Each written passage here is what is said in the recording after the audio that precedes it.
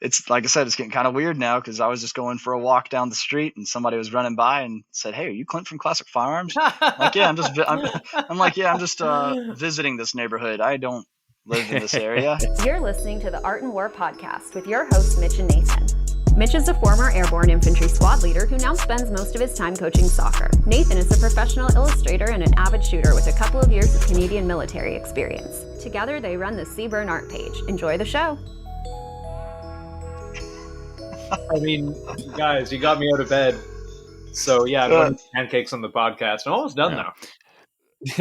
As long as they're good, it's fine, man. We'll allow it, I'll allow it. It's okay. They're pretty good. I'm Canadian. It's like if I don't eat pancakes literally every morning, Justin Trudeau will put me in a camp.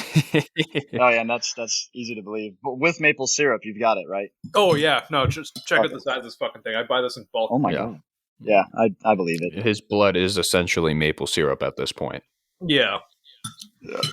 I got the weird, like sugar-free stuff. It's blasphemous, but it's pretty good.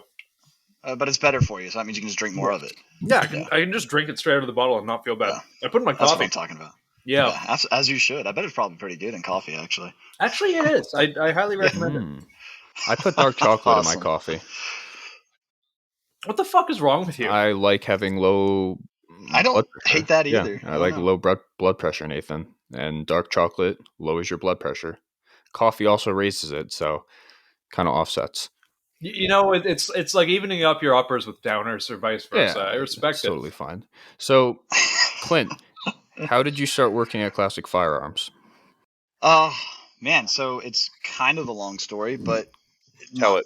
Okay, let's just hop right into it. Yeah. So I was working at this big old payroll and HR company and was hating my life. I originally started with that company coming from like a police department and stuff like that and was working security downtown Charlotte and joined the Marines during that time before being a security guard. But anyway, all those steps eventually got me to working for this payroll company, and I do not like numbers unless they're NATO numbers or end in millimeter or something like that, right? So I was just looking around desperately for another job, and they kept trying to offer me jobs internally, but I'd have to move to like Arizona or something, and I'm like, I'm not trying to do that. And then it was one of my wife's coworkers who said, hey, you should have him check out Classic Firearms to see that they're hiring a customer service employee. And I was like, well, that sounds kind of cool. So I submitted my resume, and the owner of the company hit me up and said, yeah, why don't you come and, interview? So yeah, sure. So I showed up in a suit and a tie at this old, busted looking warehouse. And he offered me a job as a customer service rep talking about guns. So I'd be pretty much doing the same job, but talking about guns. And I was like, heck yeah. But I was going to take about like almost a $18 an hour pay cut. Jeez. And I was like, wow, I don't think I could survive off of that. And I had to respectfully decline and said, I don't want to waste any more time in the business. I just won't be able to do that. And he said, okay, well, I'll keep you in mind if anything else opens in the future, because obviously my love for firearms and everything started when I was a child, and that kind of bled through during the interview process. And then a couple months goes by, and he emails me and says, what do you think about he said, I might have another position available for you. Come check it out. And that was for being the warehouse manager. And I accepted that because that was not as bad as a pay cut, but still a little bit of a pay cut. But I was, mental health is a big issue, and being happy with what you do is kind of a big deal. And so I did that for about a year as the warehouse manager, went in for my performance review, and he was okay with the job that I was doing as the warehouse manager, but liked what I was doing as far as our social media went, because I was trying to boost our engagement, put on that kind of positive image. And if somebody had an issue, I'd hit him up and be like, well, let's see what we can do about fixing that. And then he was like, so how about you just do that full time? I'm like, okay, absolutely. Yeah. That's I'll awesome. Definitely do that full time. And so I've been doing that now for about 2 years, just in front of a camera. And then once the coof hit, we started, saying, hey, we're pretty much all working from home. People are working from home. They probably are running out of things to do or whatever else. You're probably bored. What if we put out a video every single day? Full length, fully edited, at least 10 minutes in length video every single day. It's like, well, that sounds like a lot of work. Let's do it. And that's what we've been doing for over 500 days now. We've put out a video every single day. And it's pretty sweet. But yeah, that's how I got into this ultimately. Holy shit. So yeah. Every time I think of Classic Firearms, I think I heard of Clint from Classic Firearms before I heard of Classic Firearms. That's really interesting. Wow. Yeah, I actually didn't know too much about Classic prior to working from here. I think years ago when I bought my first AK, I got some Bakelite mags from Classic. Yeah. Years ago, and because good luck trying to find real Bakelite mags now. Yeah, and so that was kind of like Classic Firearms. Name sounds familiar, but it's also kind of a play on word. Classic Firearms. Anytime you look that up, of course we're going to pop up, but you might just be looking for a classic firearm. I don't know, but yeah. So there you go. There's that long story I told you about. When you and that P90 on the wall behind you is just staring at me. Yeah, she's pretty sexy. I want is that what caliber is that one then? That's 5.7. 5.7. They only make 5.7. Oh, I'm thinking of the Vector. My buddy had a Chris Vector in 10 mil and then wanted to get one at 9 mil. And for some reason, I thought that the P90. I'm retarded. I it's bet 5.7. he's disappearing off screen to come back with the Chris Vector. He's back. Yeah, there he is. Oh my god! So you guys can't see it, but my background is a painting of my wife. That not of my wife, a painting that my wife made in. She painted it, and I'm in my living room. Because she's a commissioned artist, right? Nathan is... You say it once an episode. Shut the fuck up. Nathan is in his kitchen, and Clint just has all different types of guns on his wall, and I'm just there's extremely, so many. There's extremely so many. jealous. It's wonderful. Yeah, well, if you guys watch the videos that we have, everybody's seen the gun wall here. Then, but seeing it live is different. Yeah. Yeah, it's very that's different. true. I may have changed it up just a little bit for the video, so that way my Mark 18 has a presence, because nobody knows my love for the Mark 18, obviously, and so that's what's there, and of course the Daniel Defense Mark 12 right above it. So I want that D-ball. Yeah, that's what I do. I got a few of them on here, so yeah, D-balls are what's up. I've been playing with the PEC 15, the civilian variant. It sucks in my mind. Just go full power or go with the D-ball. It's so much better. Yeah. When you were a kid, what got you into firearms? My dad, ultimately. So, So this goes back a few decades prior to even when I was a kid. And don't want to get too dark here, but my oldest brother, when he was a child, was killed through a negligent discharge of a firearm. And so I never met my oldest brother, but my dad, he went on a very hardcore path as far as teaching his kids to come and other people all about firearms safety. So when I grew up, of course, my dad being naturally a gun guy, he told me when I was about 6 or 7, about the age of when my oldest brother, Spike is what we called him, or what my dad called him when he died. My dad pretty much sat me down and said, look, I know you're going to get curious. I know you're going to get interested. You're going to want to play with guns. Because I've got them. You've seen me shoot, stuff like that. And he says, never feel afraid to ask to handle one. I'll make sure I show you how to clear it and stuff like that. And by the time you can field strip a firearm, I'll take you out into the backyard and let you shoot it. And so the first gun I ever shot was I still have it, which is pretty sweet. He left that to me when he died. It was a 1944, 43, I think, Underwood M1 carbine. And I showed him that at 7 years old, I could field strip it.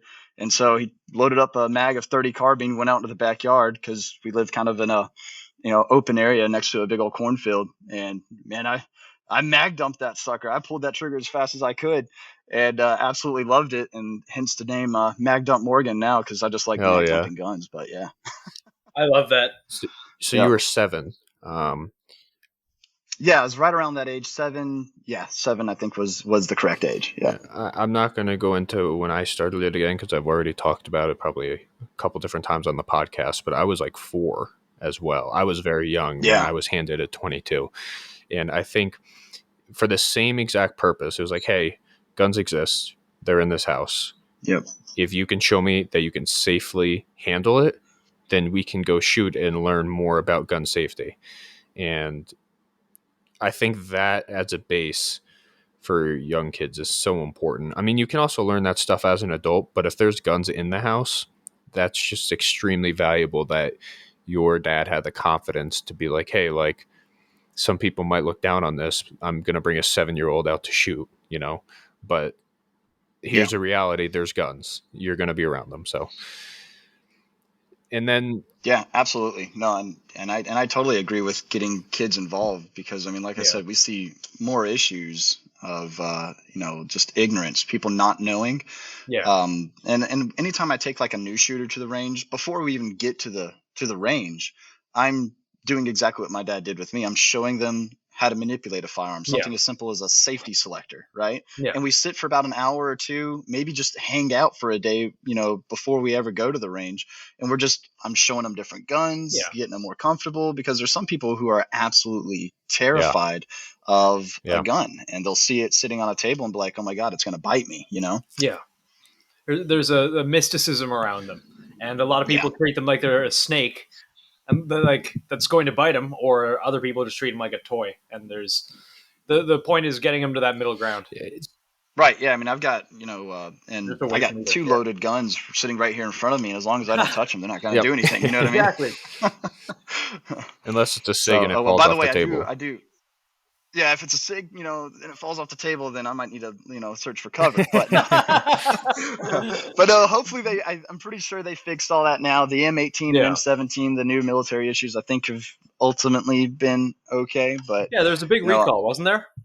Yeah, oh yeah, for sure. But before we even start talking about it, I just want to go ahead and appreciate Nathan. I saw you putting your maple syrup in your coffee there and just drinking it out the bottle. Yeah, that's nice. Thank you. It's the most fucking Canadian shit. That's exactly right. What? It's a self-fulfilling prophecy. There's been a lot of comments about it lately, and I didn't do it until, maybe it's the peer pressure, but I'm becoming a stereotype. Oh my God, that's funny. But back to SIG, I think they're seeing their mistakes, and I think they're actually making some quality guns. Now, if you talk to my other on-screen personality there, Alec, he's got choice words for like the F and SCAR and SIG and some things, but ultimately it's favorable. Well, and people, they grow up with this taboo around firearms, and then you can tell when somebody grew up just being told guns are the fucking devil and just feeding into everything that we see in the media about guns. You can tell when somebody like that is trying to get into guns, they're like super hesitant, like they don't grip it. They're just kind of like scared, shaking, holding it. And I always want to help them as much as I can. And one thing that I used to do with soldiers, because even in the infantry, I would get soldiers that have never shot a firearm before except for basic training, which is fine. But they are still scared of the weapon. So something that I used to do that I learned from my squad leader, I used to take the M4, just put it on, depending on which version I had, either 3-round burst or full auto.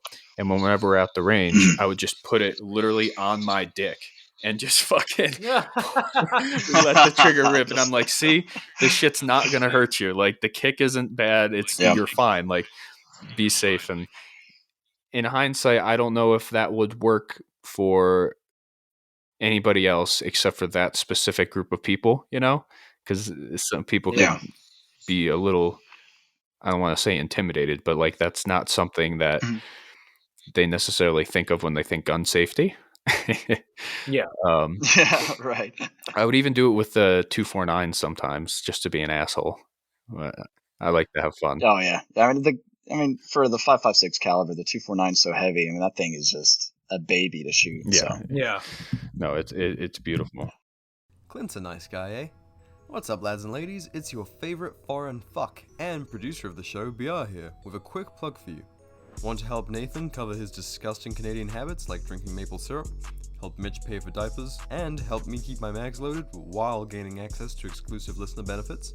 Look no further than our Patreon, with 5 different levels providing you everything from all of the content too spicy for Instagram, downloadable high-res guides, a look behind the scenes and memes not fit for normies, and at our highest tier, receive custom art from resident art gimp Nathan every month. You can find our Patreon via the link in this episode's description, or via the link in the Seaburn Art page Instagram bio. Thanks for listening, people. Now let's get back to the show. Yeah. Now, one thing I would say, if it were me kind of looking back, and if we were actually to be teaching and educating kids and people kind of like what we used to do in the school system about firearm safety, I think what would actually be the most intimidating thing is when it comes to firearm ownership is knowing what the responsibility is behind this. It's not just being accountable for every single shot. For every single shot, or like if you use your gun defensively, you would need to make sure that you're not going to be hitting your neighbor's dog or anything, right? But also too, in a society, an armed society is a polite society, Mhm. right? And that's something that I think a lot of people miss out on, is like, hey, yeah, guns are cool. They are inherently dangerous. You need to respect them, but you also need to know what it means to own a firearm. I mean, we are the militia at the end of the day. As much as many people want to try to disagree with that, the truth is we are the militia. Yeah, and no, I like that. That's an intimidating statement to a lot of folks, because they, including myself for a little while, I'm like, oh, militia, like that's just a bunch of cringy fucking LARPers around. But that's not the statement that I think you're trying to make. I think it's the individual is the militia, not the group of friends. I mean, it could be the group of friends you go out and shoot with, but just because there's a group of friends that go out there and and go out and shoot, or maybe they're a little bit LARPy, at the end of the day, the individual is still the militia, regardless of if we view them as LARPers or not. Like we are, if you own a firearm, you are the militia. Yeah. Right. And it really comes down again to seeking that training, again, having that personal responsibility and accountability. Like, look, it's me, and it could be some of the boys, but if you don't have an understanding of, like, I don't know, tactics, team tactics, and even something as simple as small unit leadership and being able to take commands and understanding the stress of what could be a firefight. I've never experienced combat on my own myself, right? So, and of course, if you're Dakota Meyer, then I probably don't have anything to say here. But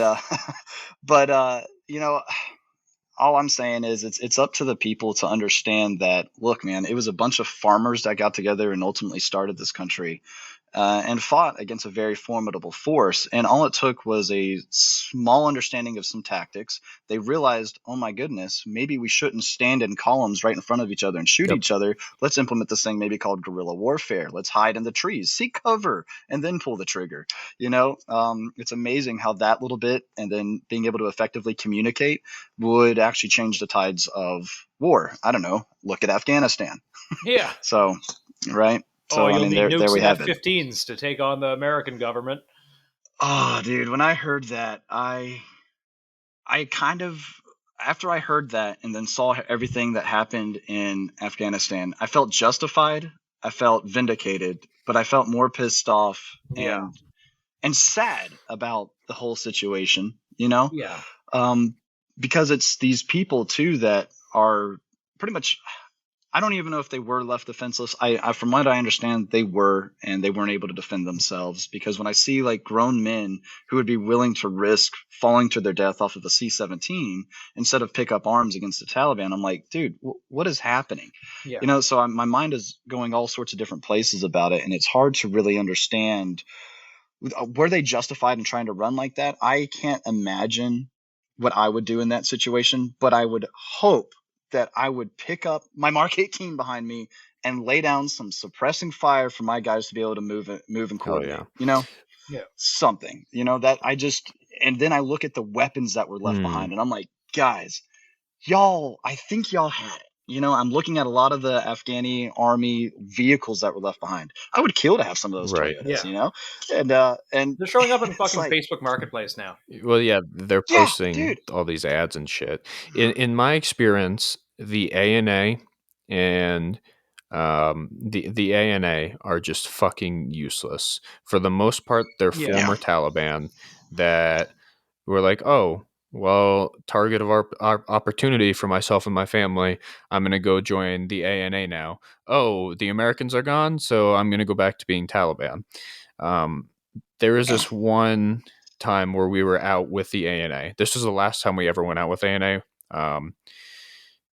They were moving probably, I don't know, close to 1,000 meters to the left of us, and we were moving to a village where there was some known IED makers. And all of a sudden, we start hearing shots go over us from our left, and we're like, what the fuck? Like, and we turn and like we look and we're like, they're fucking shooting at us. So we get our terp on the mic and we're like, hey, tell them to fucking stop.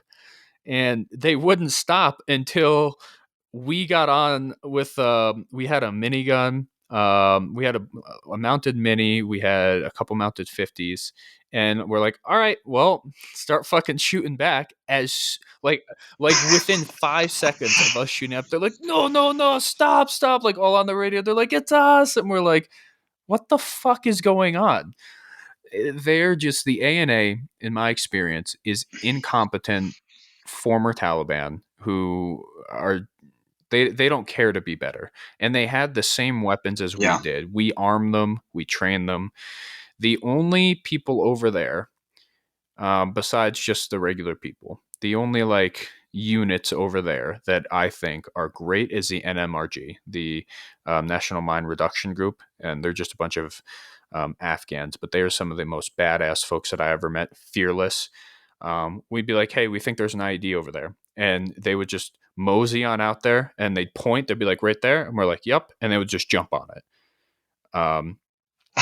Like shit. The most cold-blooded fucking killers. And in combat, they would get personally offended when they shot at us. So one guy got shot in the arm. And they heard that. They were with us. They were like on our vehicles with us, integrated with us. They heard and saw our buddy get shot in the arm, and it was like a new fucking level switch for them. They got on the 240s. They melted a 240 barrel. They were so fucking, they were laying down fucking hate. They were pissed. They took it like personally if one of us got hit. I love those groups. And that's awesome. That's the type of ally you want right there, right? And it just sucks that it seems like a majority of the Army, you know, I mean, think about all the lives of, I mean, all the men and women that the U.S. put up front there, our allies, the billions, if not trillions of dollars that were sunk into that country, only for it just to turn out like this. And it 20 sucks, years and dude. $2.5 trillion to replace the Taliban with more and better armed Taliban. Yeah. Yeah, you know, I laugh because I don't want to get too like fiery about it, you know. Get fucking fiery, Clint. Dude, I mean, dude, it really does piss me off, right? Yeah. Especially now we've got these how do I put this? You know what? No, we got these assholes now in government, especially if you start looking at who they're putting up for like this David Chipman guy, right? Oh, all of this David Chipman. Like, dude, and we've got these dudes that are trying to tell us whether a little plastic piece on the end of my gun is going to make me a felon or not, while we are giving full autos, vehicles, drones, helicopters. We are pretty much arming a terrorist organization, but the same government is telling me, I'm sorry, is that California compliant? I'm sorry. Does that magazine hold 11 rounds? Oh, you're going to jail. Is that overall length make that any other weapon? Do you have paperwork for that? I'm sorry. I need to see your tax stamp. Dude, go screw yourself, man. I am so over it. And it makes me like, you know what? Screw it. You know, drill goes burr. I'm putting third holes in everything. Oh, you know what I mean? It's like, at this point, you know, what's the quote? It's like when tyranny becomes law, rebellion becomes duty. You know, it's like, man, what are they going to do? You know, arrest all of us? I don't know. You know, it gets real frustrating. Yeah. It's the point where at least everyone is very vocally just not playing along anymore. So what can they do? I know people who post their unregistered Mark 18s and like unregistered SBRs every day. Who gives a fuck anymore? Yeah. It's like, I know you're getting angry too because I see that arm going. Yeah, right.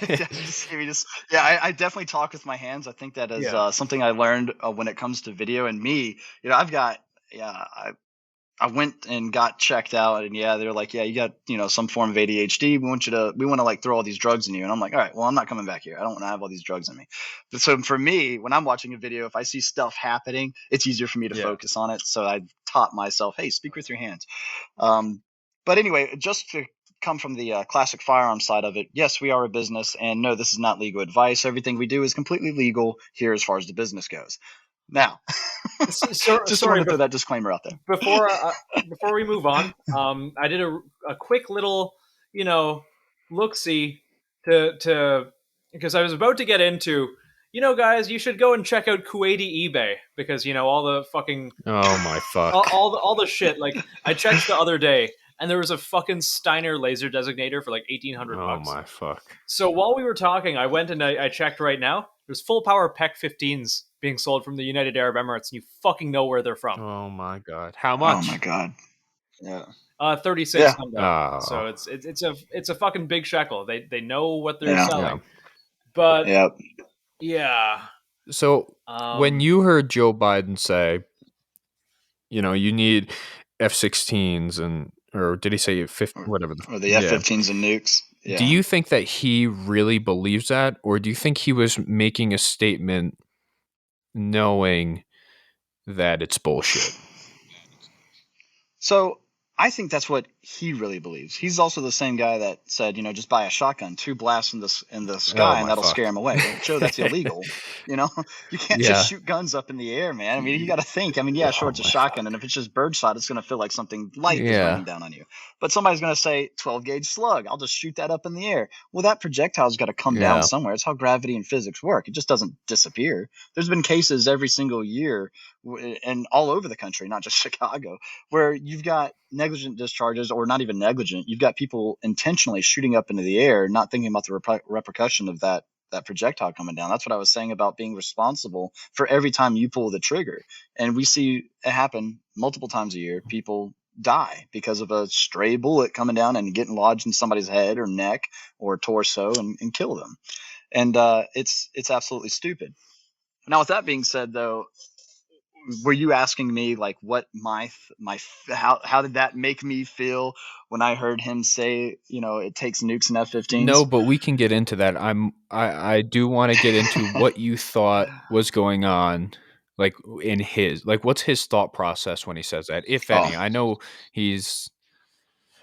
God only knows what's going through that man's head, but somebody somewhere probably told him to say something like that, I think. And I'm not too sure whoever that was and whether it's a group or an individual, or maybe if it was even himself. Personally, I think they know it was bullshit to say that. Like it's not true. I think it was more intimidation, almost like a challenge. Like, hey, like we have all this stuff, so what are you gonna do about it?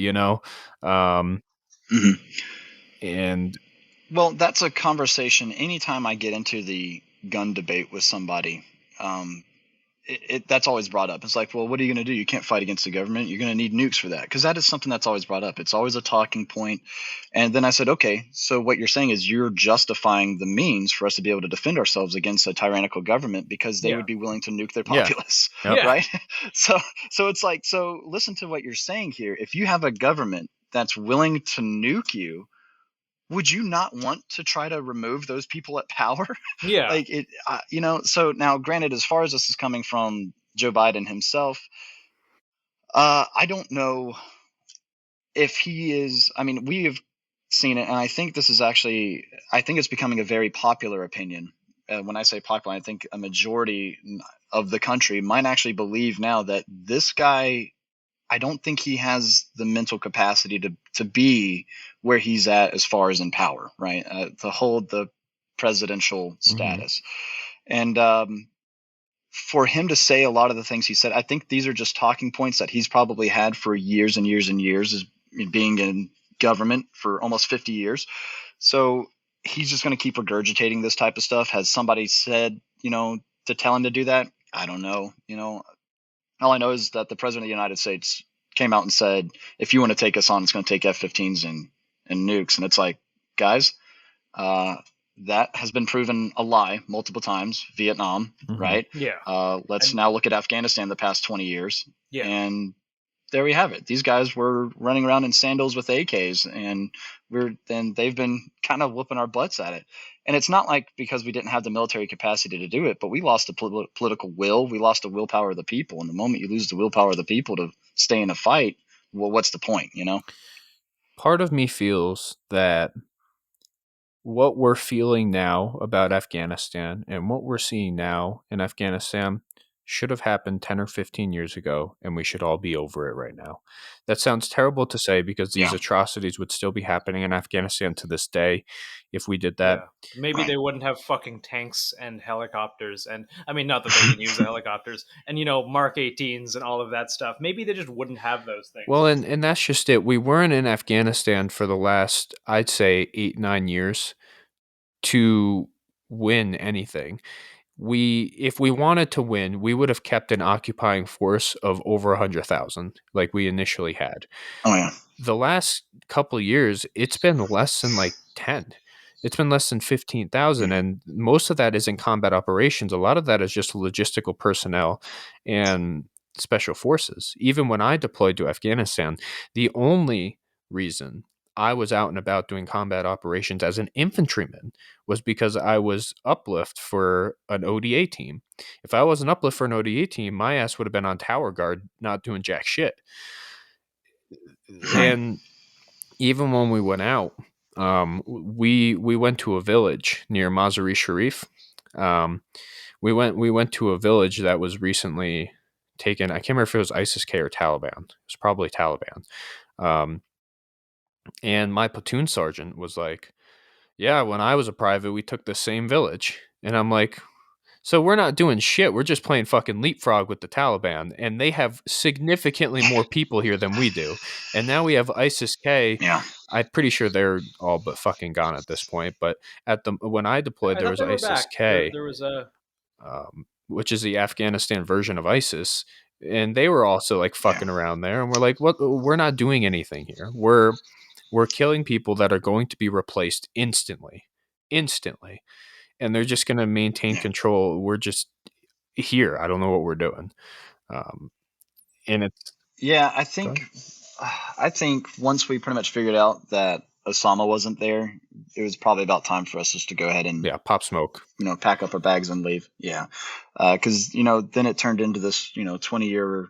Well, according to this president, it wasn't nation building, even though I'm pretty sure that's what a lot of guys were told when they were there, is like, hey, we want to make sure that they can survive on their own. We're building up their police force and the military and establishing a democracy. And in a country that's, ultimately a tribal state, I don't think that there are people that were ready, or a majority of them maybe, willing to have a democracy. Granted, is it great for the women there to be able to actually experience some sort of freedom? I think that's phenomenal. The kids there might have an opportunity to grow up in a fantastic life where they can actually have freedom as well. But at the end of the day, we again look at what happened, and Taliban was something that we didn't talk about for years. I don't think it was kind of like, hey, early 2000s, we all heard about Taliban, then it turned into this ISIL thing, and then it was, holy crap, the Taliban's back and they have a whole country. Yeah. Over what was it? 11 days. Yeah. Well, yeah. And I was, I keep seeing the memes. It's like, the sign, the cardboard sign that somebody's holding up, and it says, our expectations were low, but holy shit, Yeah. And it's like, dude, I mean, with, again, all the money, everything else that we threw at it, again, all the training, my, one of my uncles, he was going over there all the time trying to train up the police department over there. And it just seems like, wow, I don't think our guys did a bad job. I just don't think the hearts were in it from a majority of the ANA. They just did, like you said earlier, I just don't think they really cared at the end of the day. We didn't ask them. We just went in and we're like, hey, we're arming you and building your army, and we'll pay your salaries.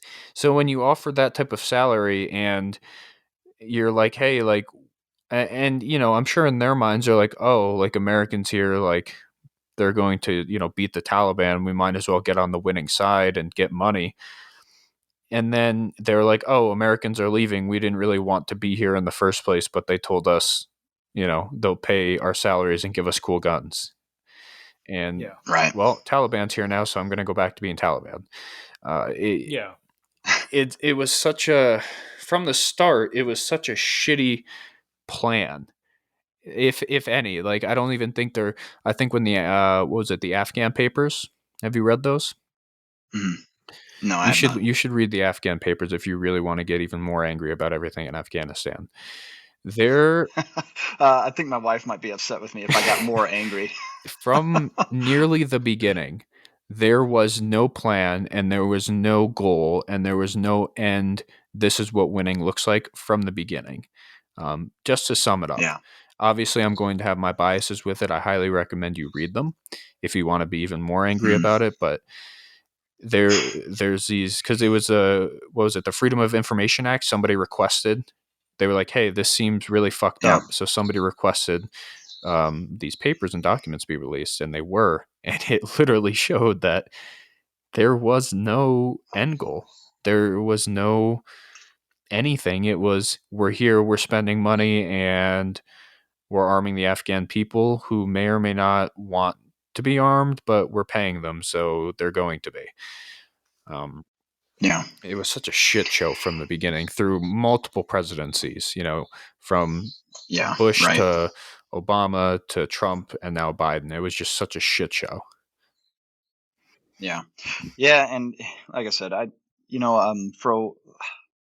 because I had 2 weeks while I was in 29 Palms, I kind of took a break from social media for a little bit. Very healthy. And very healthy. Yeah. I mean, I don't know what was more healthy, taking the break from social media or being out in the sun roasting in 120 degree weather every single day. Mental health, good. Physical health, not good. Yeah, right. And then, like I said, dude, whenever a lot of this stuff started happening, I come home, all this crap is happening while I'm gone, and then I come home and I'm just mad there. And my wife was like, "Hey, you know what would make you feel better?" And I'm like, "What, honey?" And she's like, "Here, have this nice dram of scotch that I just poured you. Here's some Lagavulin or Lafroig, and just put on happy TV or something." Then I'd go put on, like, I don't know, The Walking Dead or something. I'm like, that's not happy TV, but whatever. For anybody that still watches that show. Me and my wife watch it just to see what's happening. Like, at this point, we're just like, I just want to know what the fuck happens. Dude, for 7-8 years, I've invested this much time into it. I need to know how it ends. Exactly. So finally, the last season's coming out. So, on a much more fun subject, Classic Firearms stuff. A video a day, at least 10 minutes. Yeah. What does that look like? How do you not run out of shit to talk about? I know there's infinite guns, right? And there's infinite ammo, and there's infinite topics, but do you ever get burnt out? Yeah, actually. Short answer is, put it this way. If I want to take a 2-week vacation, my wife and I go travel somewhere, or if I just want to take a break for a little bit, we have to pretty much put in overtime and make sure that there are these videos that are still produced. So for me going away for 2 weeks with the Marines, it was filming sometimes almost 3 or 4 videos a day and making sure that all that's backlogged and, ready to be edited, just so I can leave, go work my ass off, and then come back and then go right back into working. So yeah, it does. But what really helps it though is, dude, I love what I do, right? I mean, it's pretty hard not to. Granted, it's still work at the end of the day. I can't remember the last time I went to the range and shot for fun, instead of a video, or instead of me trying a product, or instead of me trying to make sure that, hey, this looks good. I am actually good with this gun. Can I actually manipulate it and shoot it? Because unlike probably a popular opinion, a lot of the things that we shoot on video, I do try to send some amount of rounds downrange with it. I don't have all the time in the world because, again, a video coming out every single day.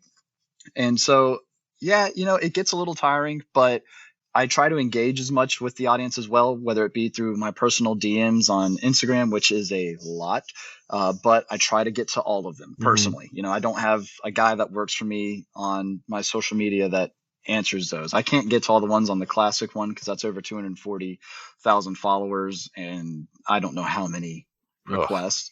But I engage with a lot of people. I read a lot of the comments too, and I see a lot of positivity. I see a lot of fun stuff where it's like a video a day. You guys are becoming one of my favorite channels because it's, I can watch a video and be like, actually, I was planning on buying that. And we have so much content that we've covered, or so many different products that we've covered, where people are like, I have actually been interested in checking that out. And here it is now. And then I see a comment that says, hey, appreciate all the hard work. It doesn't go unnoticed. And then, of course, there's all the negative side, right? There's people that want to, talk shit here and there. And those ones, there's always so many. Tactical terrorists. lot of haters. Yeah. Yeah, right. The tactical Yeah. Terrys or couch operators or whatever they might be. And that gets a little demoralizing sometimes because it's hard for me not to take a lot of it personally because, I try to do all the research before I talk about the information. Or no, there's no try. I do the research before I talk about the information. Do I get something wrong? Yeah, I'll admit to that. And I'll try to hit that up in the comments too. And I was like, oh, hey, I said this wrong. This is totally what's happening here, blah, blah, blah. And I am human at the end of the day. And I think a lot of people kind of see a personality on their screen and kind of forget that. Right. So it gets a little demoralizing whenever I take all of it personally because I put the work into it for somebody to say, this guy sucks. I'm like, dude, you know what? Screw you, dude. You don't even know me. Right. But what's cool, too, is, I try to, with the growing popularity of the channel and stuff like that, it is becoming harder for me not to go out in public and kind of get recognized now. And every interaction I've had with somebody in public, 110% positive. I have yet to meet somebody that has, I don't even want to say the balls, but just has the moral makeup to actually tell me they disagree with something or dislike something to my face. Yeah. Right. It's always the same kind of person. They'll never do it. Never. Real They're life. the keyboard warriors that can't say anything to you, and it's easy to type something out, and then it resonates with you because you want to put out good shit. Like it's the same thing with us. Whenever somebody leaves like a negative comment, which isn't very often, we're pretty lucky with that. But whenever it does, they probably comment, forget about it, never have another thought about it. But for us, like for me at least, it resonates, and I'm like, man, like did we like fuck up? And then I'm like, no, like we're doing good. Like somebody's just fucking poopy about it. Yeah, it's like that Principal Skinner meme. It's like, no, maybe it is them who is wrong. I fucked that up, but yeah. We've been getting DMs from this fucking guy since June telling us to do this character. Yeah. Just someone he doesn't like. I don't know, some gun influencer who did something he doesn't like. I don't know. And we're getting increasingly angry messages because we're just not responding and we're not doing it. Yeah. But oh my god. My god. He sent like 5 yesterday, but he's been sending them since fucking June. Yeah. The people that thrive off of drama or hate or negativity like that, obviously, I don't think are in a good place in their life also. And it's like, hey, some of these comments, I'm just like, do you need help, bro? Like, dude, you can DM me and I will talk you off the edge. Right. I mean, I did that for the police department, and it's like, people that I've known personally have been in bad places. I am willing to talk to you and I've never even met you and you're bashing me online. You know what I mean? I'm like, it's like, I don't know, man. People, like I said, that feed off of that stuff. Yeah. Are you okay? Well, a feel-good thing for you, before you and I even kind of connected on Instagram, for the last year and a half, I'd say, anytime I'm thinking of buying a gun, there's 2 videos that I go to, two channels I go to. Garant Thumb, I'm like, I know he'll be unbiased for the most part, and he's entertaining. And you, he's him and you, and I'm like, and I'm always surprised.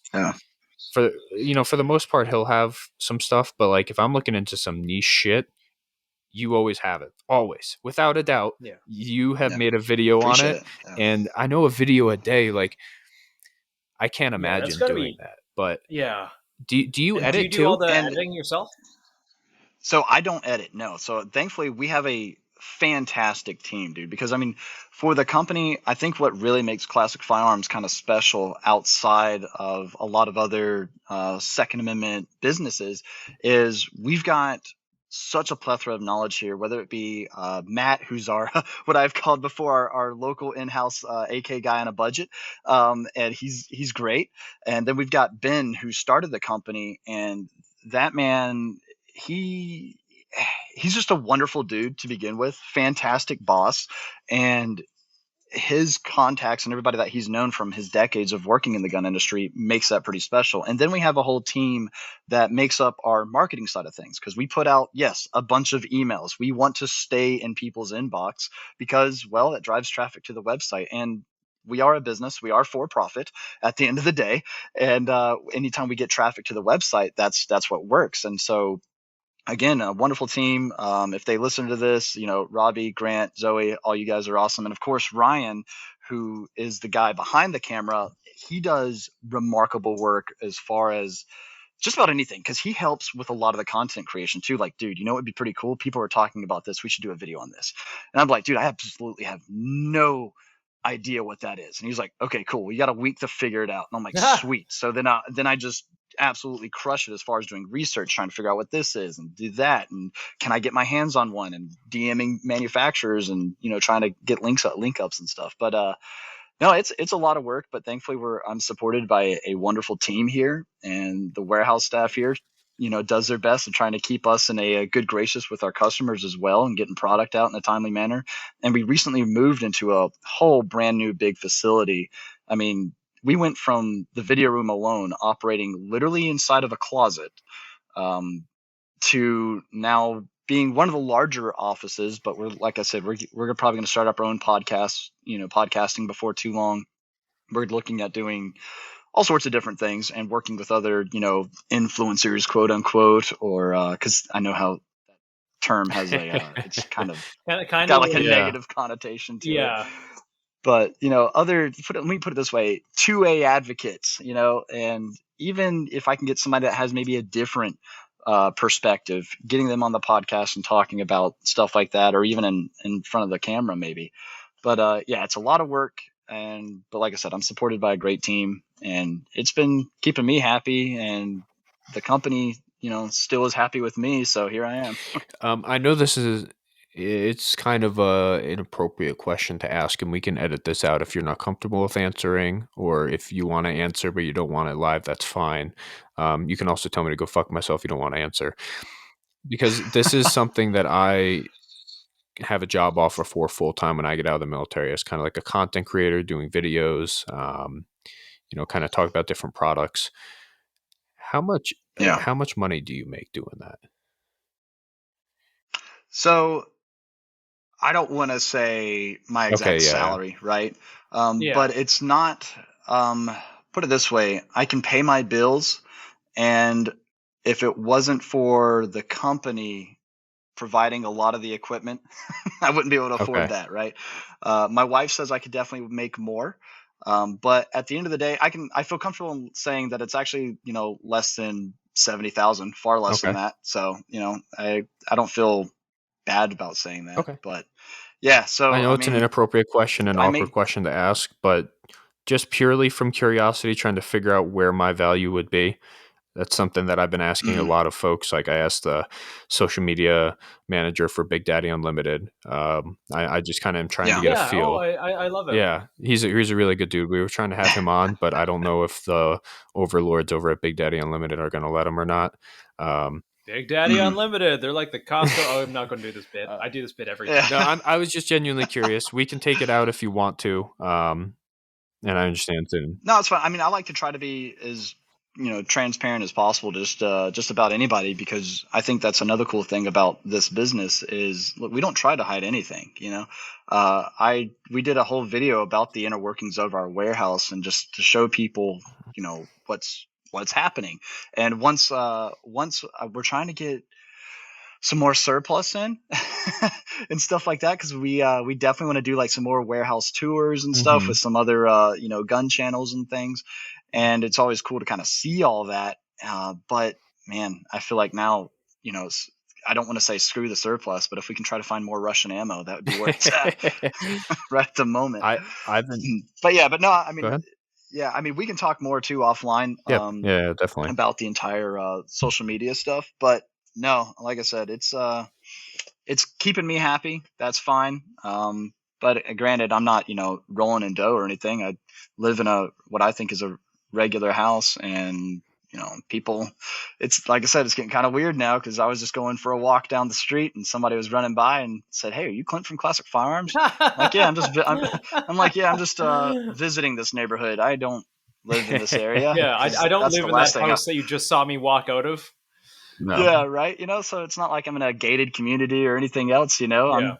I'm just a regular dude that fell in love with guns at a very young age, and I have been blessed enough and have worked hard in some aspects. You know, I mean, I've been super blessed. I used to say lucky, but I think there's definitely been a divine hand to put me where I'm at now, for sure. Yeah. And you know, I do a job that I enjoy, and, you know, I've got a pretty good life, awesome wife, good bosses, so all around just a regular guy that enjoys making gun videos. I think that's the important thing, genuinely. If you enjoy doing it, there's so much value just in that alone. Yeah. For sure. And like I said, I was not in a good place, at my old job. I just was not 0 out of 10 for me. Like I was not having a good time, and submitting my resume just out of left field has brought me to this now, and I couldn't be happier. Yeah, it seemed like a dream job, and I think if you love what you do, you'll never work a day in your life. Even in the hard times, it's all worth it. Yep. I mean, hey, it's even in the hard times, you're right, because there are times where I'm out, and this is another thing too that some people ask. It's like, why don't you do any bad reviews or anything? And I'm like, well, I do, but I submit that back to the manufacturer and say, hey, we're not going to put out a video on this. We're also not going to carry your product until you get this stuff squared away, right? Because like I said, again, we are a business at the end of the day. We want to make sure that the product that the end user is getting is something that I would feel comfortable with kind of putting my name on, right? So it's like, look, if we run into something kind of bad, I'm not going to mention manufacturers or anything, but I haven't had a gun blow up on me, but I've had them just stop working, stuff like that. And I'm like, dude, take videos of this. Let's go ahead and shoot the video as if I was giving my honest opinion on it, and submit it back to the manufacturer and say, hey, here's my experience with it. Let's get that figured out and submit for a round 2. And sometimes it happens, sometimes it doesn't. And that's just how it goes. So I know recently Classic Firearms you got Zuck temporarily for a little bit. Yeah, on Instagram. Yep. Yeah. Does YouTube still, like, do they demonetize your videos or anything drastic on their end? Because I know YouTube is kind of like the fucking tiny tyrants of the world, along with Instagram now, but YouTube especially, like, I've heard terrible things from people that do YouTube, like how strict they are. Yeah, no. We have, we have never been and probably never will be monetized on YouTube. Yeah, we do not make money off of YouTube whatsoever. And so, I mean, it sucks because there's different websites you can go to that show you kind of like, all the content you're putting out, and then they base that and then your audience, about how much money you would make if you were monetized. And I see that and I'm just like, gosh dang it. I'm like, you gotta be kidding me. But no, YouTube hates guns, and I say that in a lot of our videos on YouTube. Yeah. But at the same time, the irony behind it is, though, because of YouTube, I think more people have gotten into guns. You got guys 100%. you got guys like Grantham, like T-Rex Arms, that are bringing so many different types of people from different areas, from different, like, put it this way, like video games, right? Yeah. Video games have been a huge influence for younger generations getting into firearms. And I think that's a wonderful thing, right? Yeah. Especially if you've got guys that know how to shoot, know how to manipulate a firearm, like the aforementioned Grantham and T-Rex Arms. And just, there's so many actually. I grew up with like Hickok 45, FPS Russia, like the golden days of YouTube there. But a lot of people will say that's kind of shifted. But man, YouTube hates guns. They've definitely canceled one of our live streams for sure, because I was showing a gun, because we can show guns in regular videos that we upload every single day. I mean, you see this wall behind me. Yeah. This is what's behind me when we shoot a video. But I guess the reason they don't allow guns on their live stream is because they're trying to prevent people from going live and doing horrible things. Yeah. So that's not like it's going to. Yeah, that's not going to stop the horrible thing from happening. Yeah. Yeah, it's not going to stop the horrible thing from happening. And on top of that, they could do said horrible thing and record it on their phone, and then maybe even upload it afterwards before they kill themselves or get killed by the police. I don't know. I'm not that kind of person that's going to go into a room or a school and start doing these terrible types of things. So I don't know what YouTube's thought process behind it is, but social media and firearms is a very, very difficult game to play. We've gone real bland on our Instagram game because we don't want to get shut down again, right? Because we still use social media as our marketing. We don't pay for marketing. That's why we do all the giveaways. We give away, yes, tens and tens and tens and $1,000s of guns, but when you think about how marketing works, it drives traffic to the website. People stay and linger on the website, and they wind up spending money on the website. Put it this way, if our name and our brand wasn't growing and our business wasn't growing, we probably wouldn't be doing the giveaways, right? And those giveaways are and great, by the way. that's ultimately Like I've dude, never won them, yeah. but I enter nearly every single one because it's like some things are so simple. They'll be like, oh, you follow the page, you get like X amount of points. But I feel like some people will have like hundreds of thousands of entries. And just, do you get to see the like analytics, the amount of entries, like total? I'm genuinely curious. Yeah, I actually am genuinely quite curious too. I don't see any of that. My job is to promote the giveaways and to, make sure that the video is doing well. As far as entries go, again, that's my whole marketing team and everything. They do that. So we use a system called Gleam, and all it is like almost a random name generator, but it actually has a number that's tied to an email, and that's why we need people's emails to enter and stuff like that.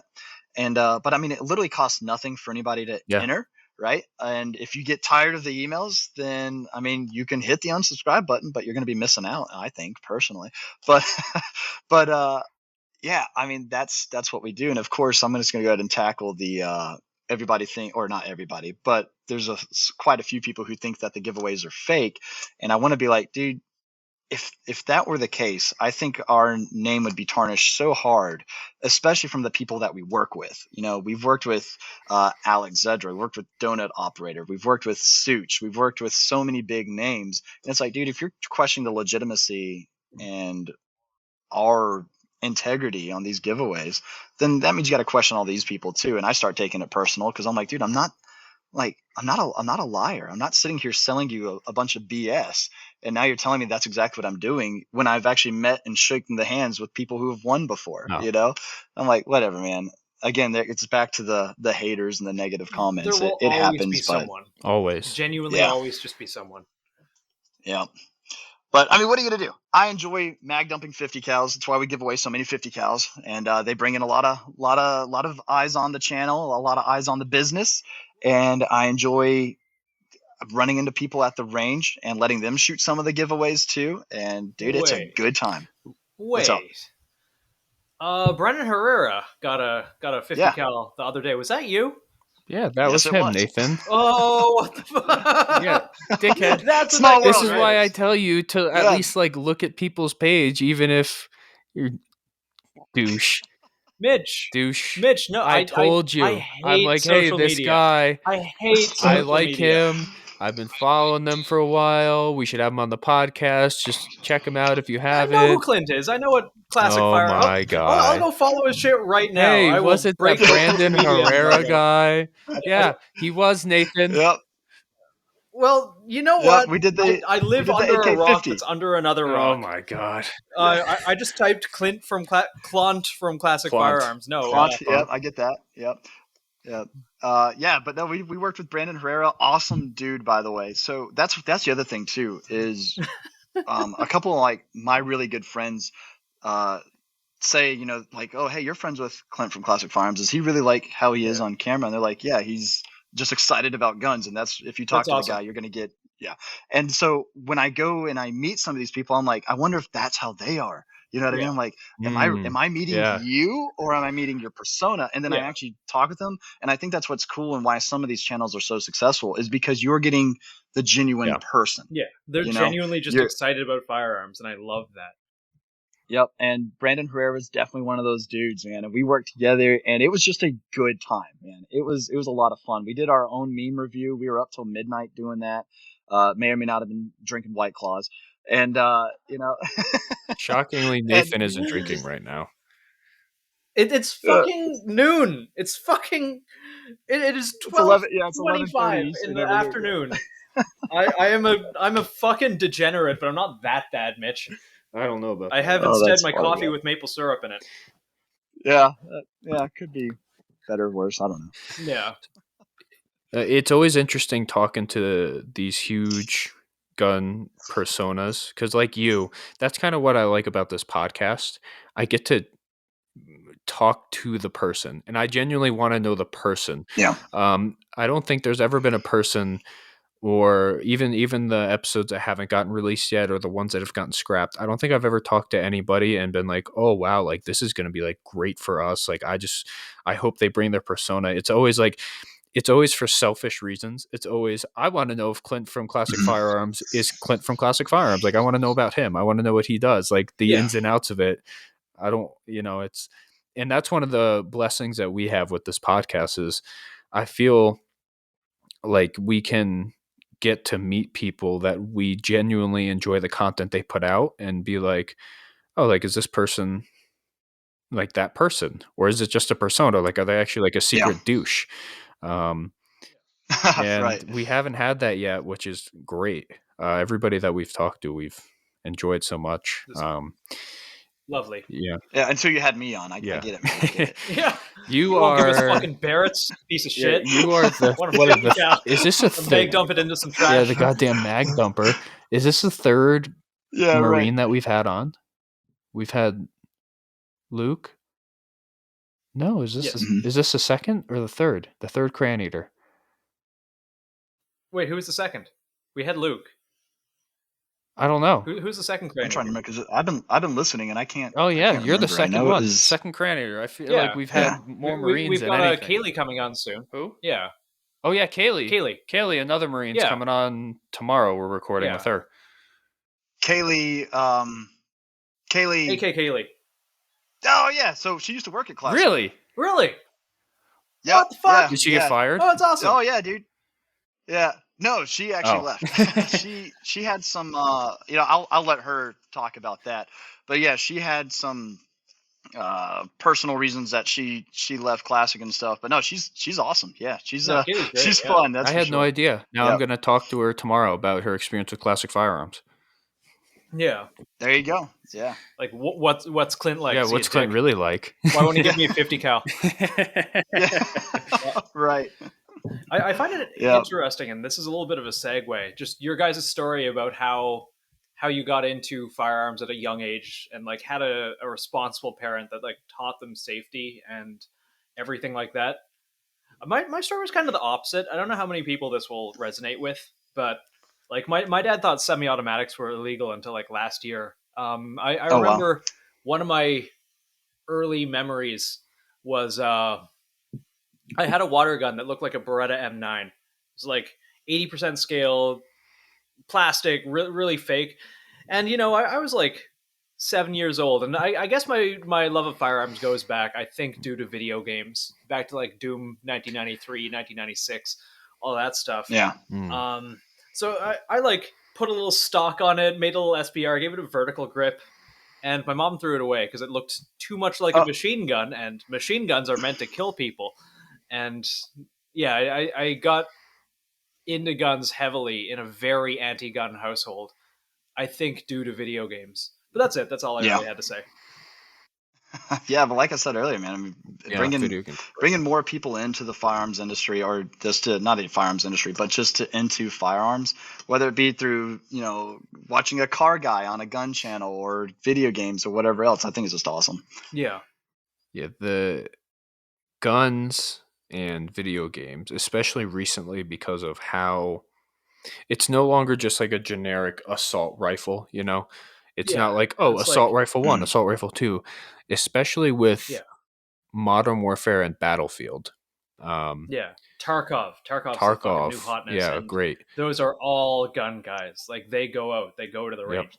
Everything is right. I know a guy here who he will test out optics he wants to buy in Tarkov before he gets them in real life. Wild. Like, but video games in general. That's pretty funny. Yeah. They're so good and I don't know if that's their intention. I feel like some of them maybe, some maybe not, but even getting like Lucas Bakken for Modern Warfare to do some of the reload animations. Like that is so good for getting people into guns in general, because people will see Lucas, will be like, oh, this scrawny white kid drinking rain.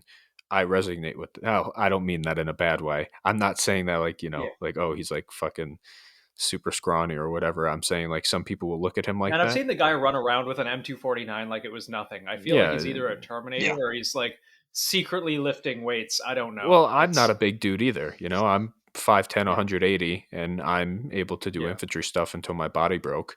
But like people will see that and they'll be like, oh, it's not some bearded operator in the military shooting guns. Like it's somebody that I can relate with. And that's super valuable and important.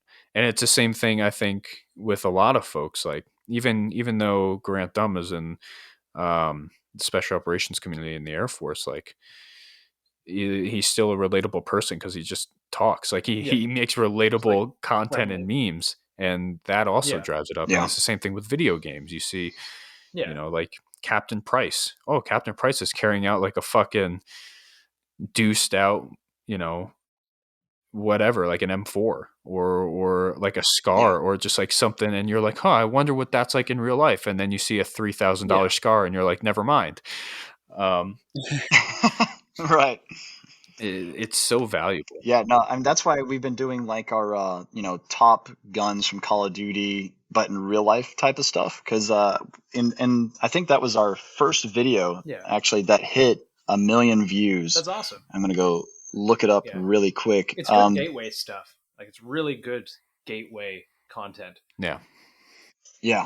So Call of Duty guns in real life, the top 10 Call of Duty Modern Warfare guns in real life, sitting at 1.7 million views. And honestly, all it was just a day where we just took a bunch of guns to the range, mag dumped them. I talked about them for a couple of seconds, and then we just moved on to the next one. So it was kind of easy to film because naturally I've got a lot of experience with a majority of these firearms. So it's not like I had to do a whole bunch of research beforehand, right? Yeah. I said I was going to go follow your YouTube, and then I just didn't. So I'm going to do that. Fuck, Nathan. Sorry, continue. It's all good. Hey, if you go to our website and you go in through the links, and that'll get you your extra entries right there. Extra entries. Oh, for the I'm currently giving away. I can't apply anyway. HTI. Can I admit something to you? Oh, that's right. I forgot you're in Canada. It's okay. I know we're kind of stepping on your fucking story here, but I wanna tell you a secret. I'll unfollow the page just to follow it back to get more entries. Yeah, I don't know if that works or not, but hey, I'm not mad about it. Gamers gonna game, man. It does. I get more entries every time I do it. Oh, that's funny. Well, hey, so for everybody listening, there you guys go. There's another way of doing it for you. I haven't won yet. That's funny, man.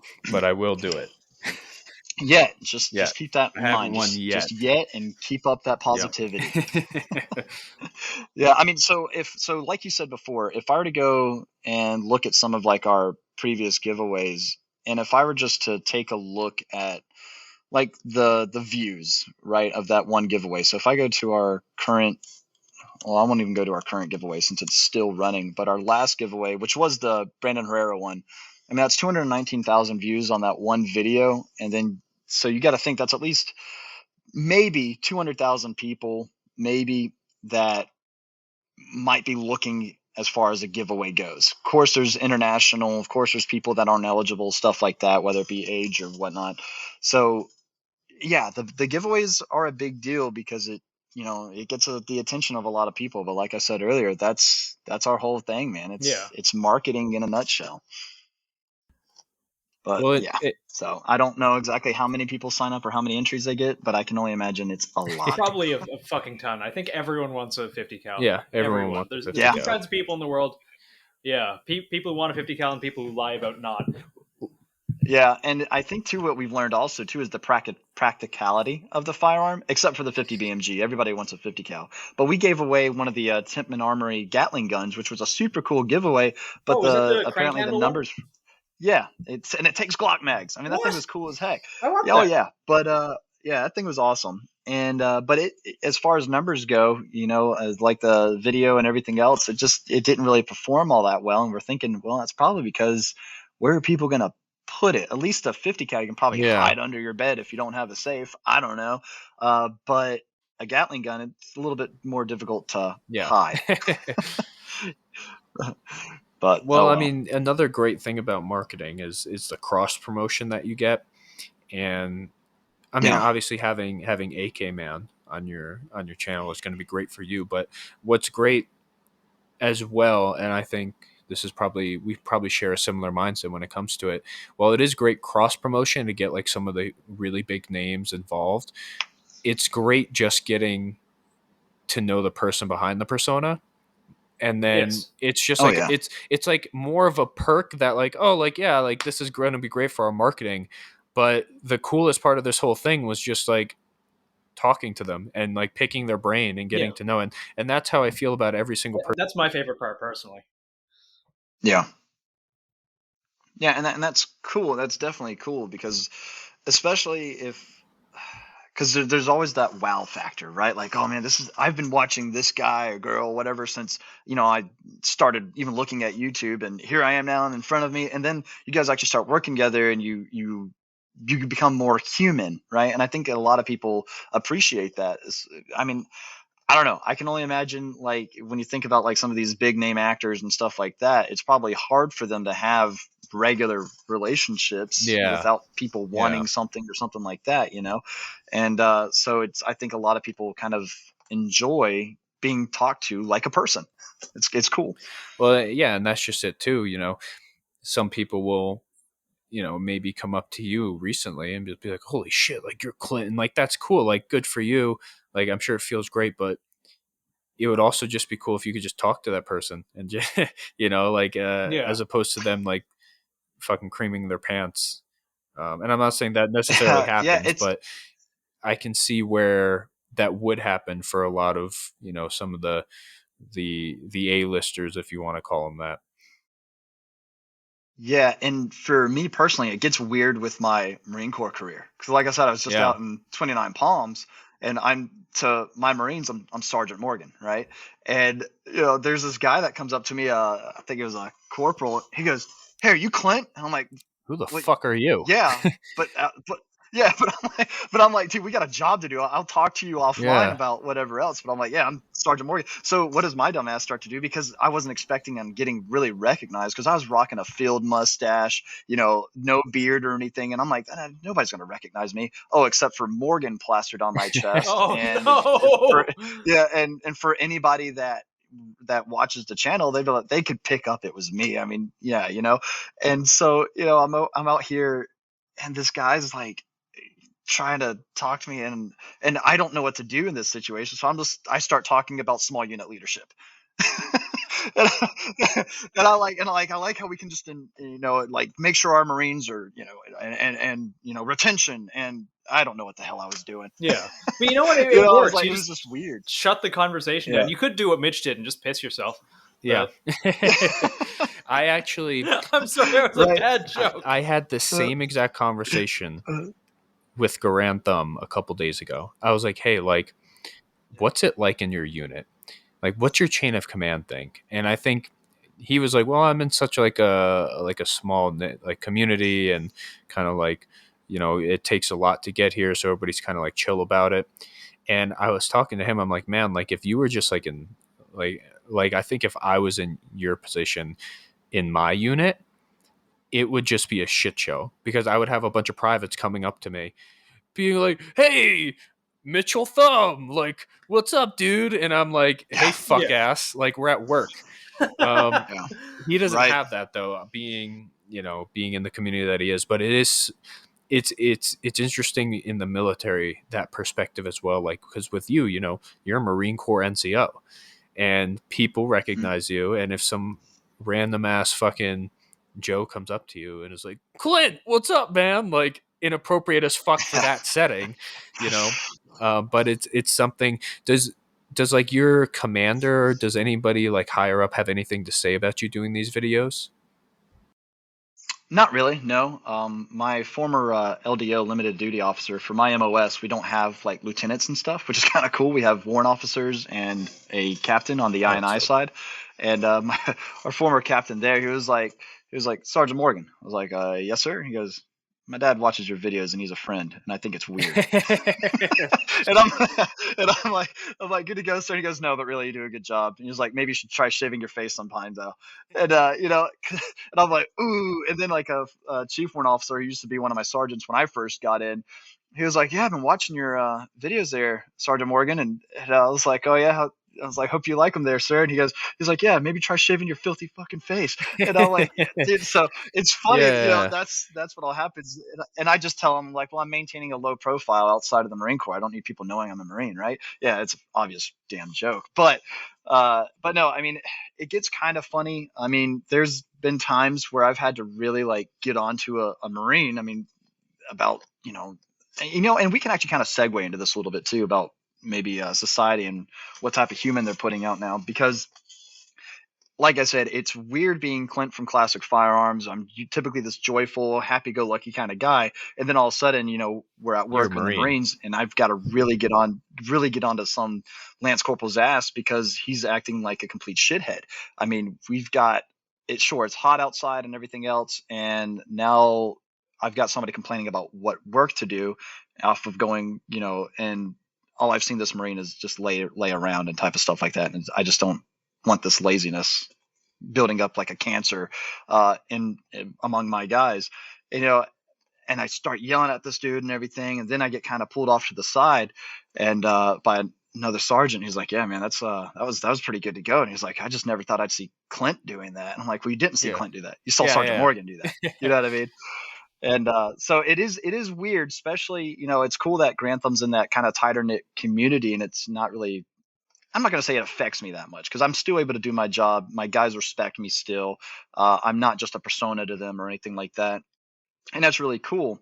And it's neat to see it, I guess, on both sides. Again, Grantham having the tighter knit community versus me being a reservist. So my guys know me at my unit. And some of them don't even know that I have a YouTube channel, which is kind of funny.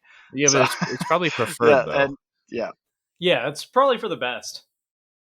Yeah, it is, honestly, because then, you know how many times I get asked, so when are you going to let me win one of those giveaways, man? I'm like, dude, I literally have no control over that. The only thing I do is shoot the gun, make sure it works, and then whenever the order comes in that for that winner, I make sure that everything's good to go. And you wouldn't want to do that anyway, because then it compromises the integrity of the entire thing.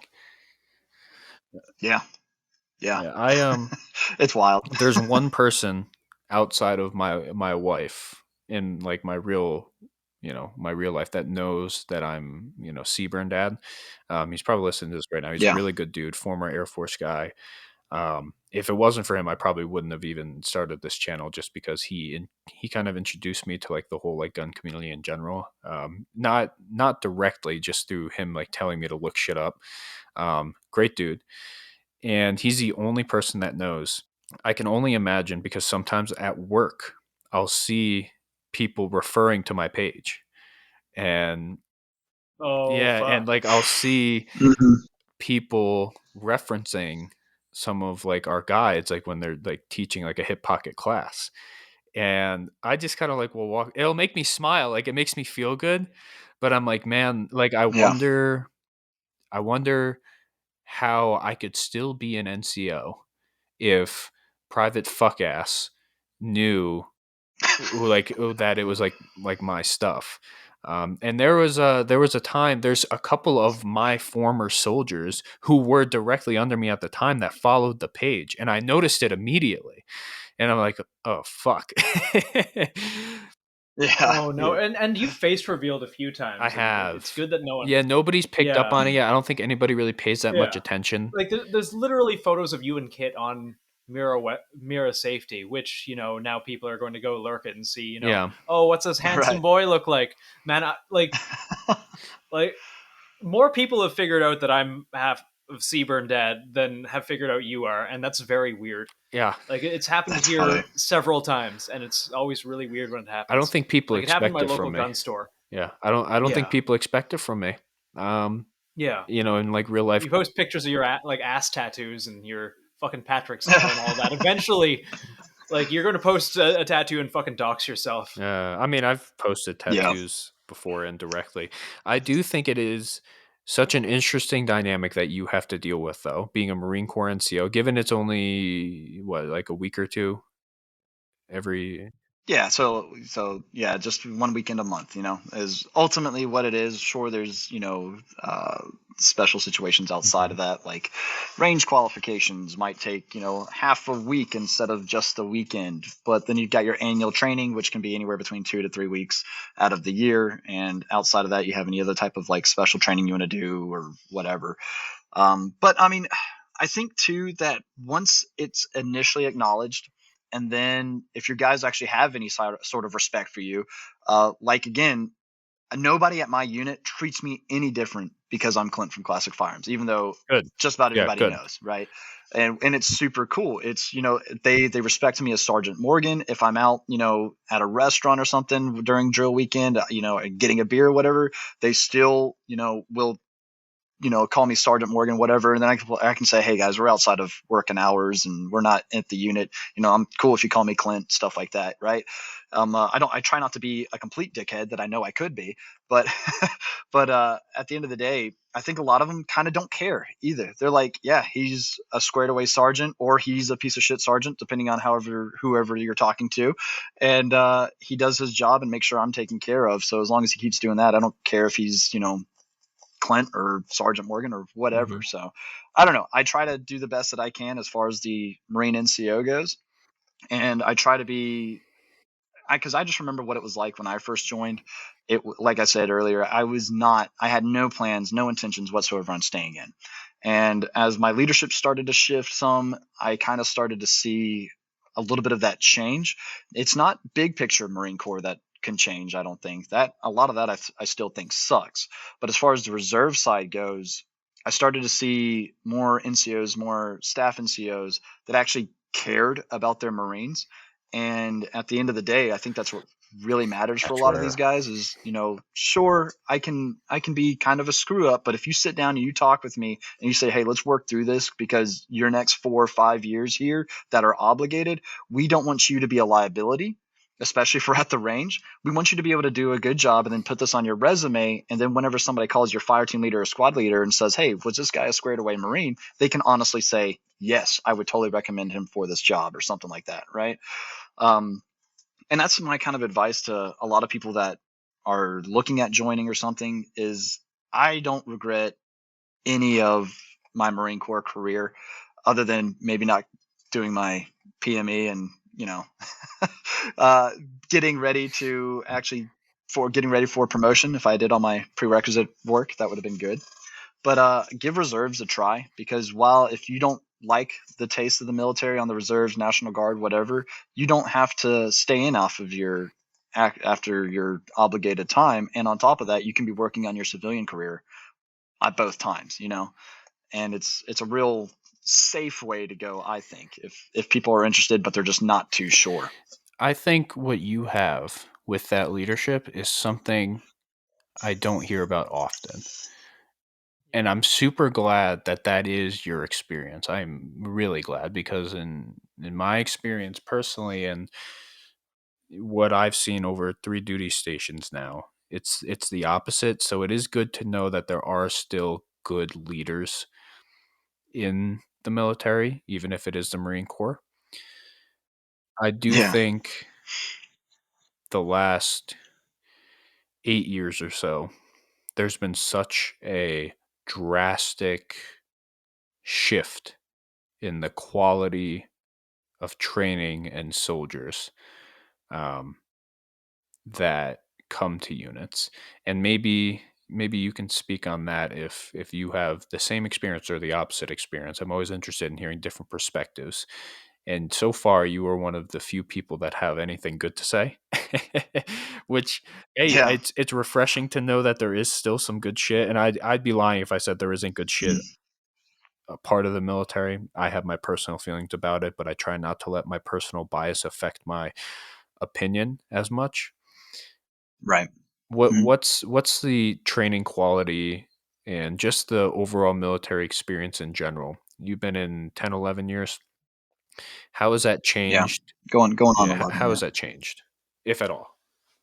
Man, so I am definitely seeing some changes here. So like I said earlier, when I first came in, I feel like we were definitely a harder unit, a harder Marine Corps.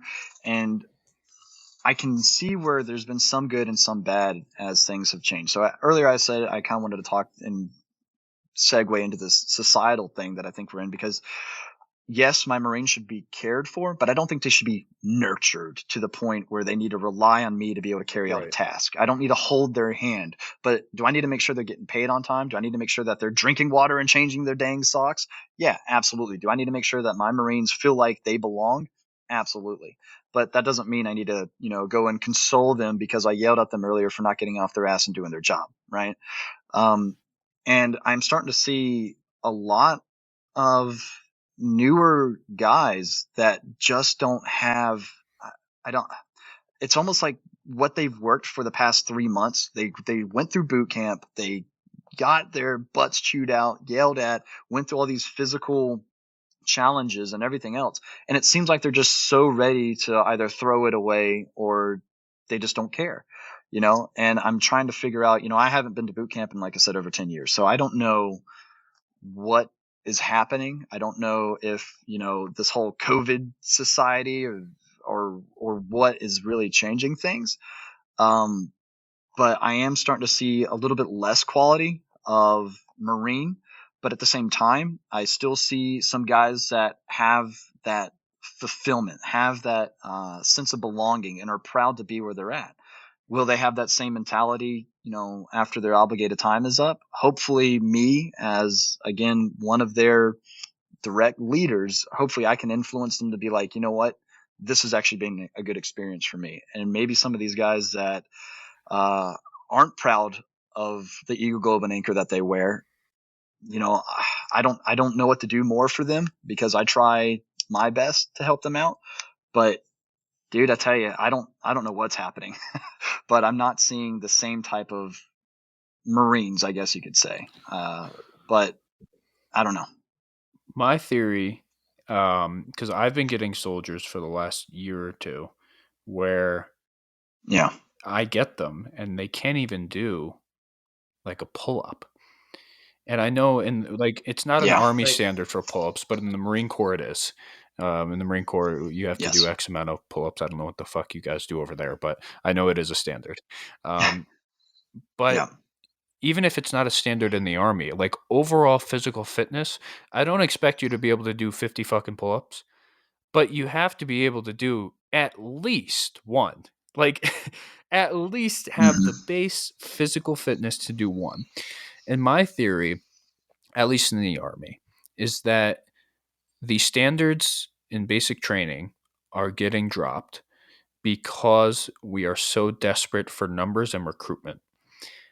Recruitment numbers in the Army are so bad.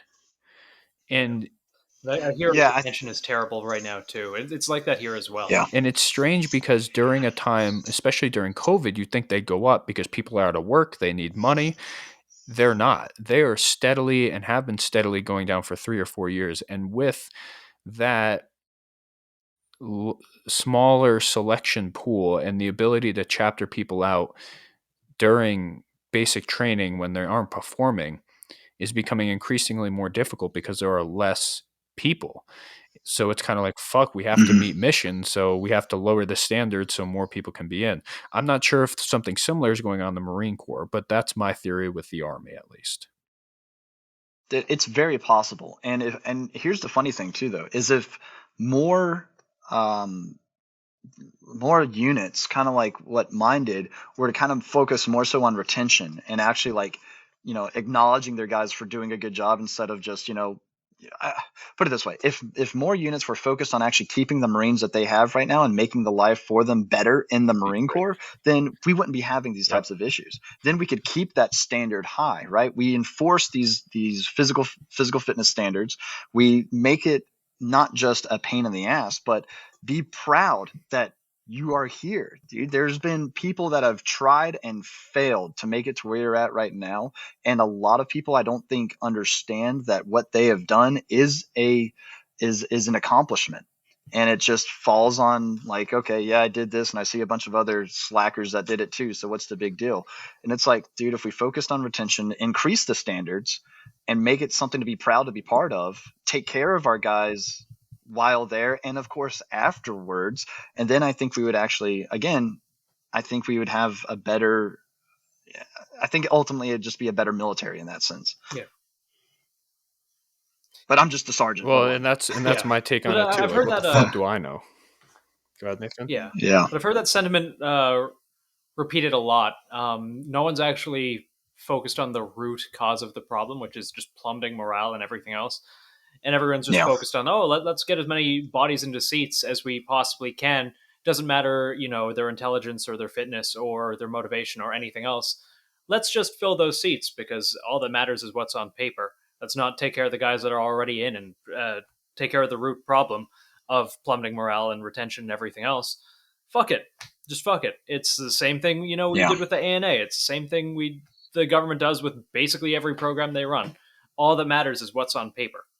And and I absolutely, and I agree, because a lot of the leaders that you're getting now too are these guys that have never held any sort of responsibility, guys that were probably bullied in high school, and now all of a sudden they get this little bit of rank, and they're going to start taking it out on these junior Marines that might have actually done something in their life. Because especially on the reserve side, what's so wild is you have business owners, you've got guys that are making a living outside of the Marine Corps. Now they're a lance corporal and getting bitched at by some sergeant who's just a used car salesman. You know what I mean?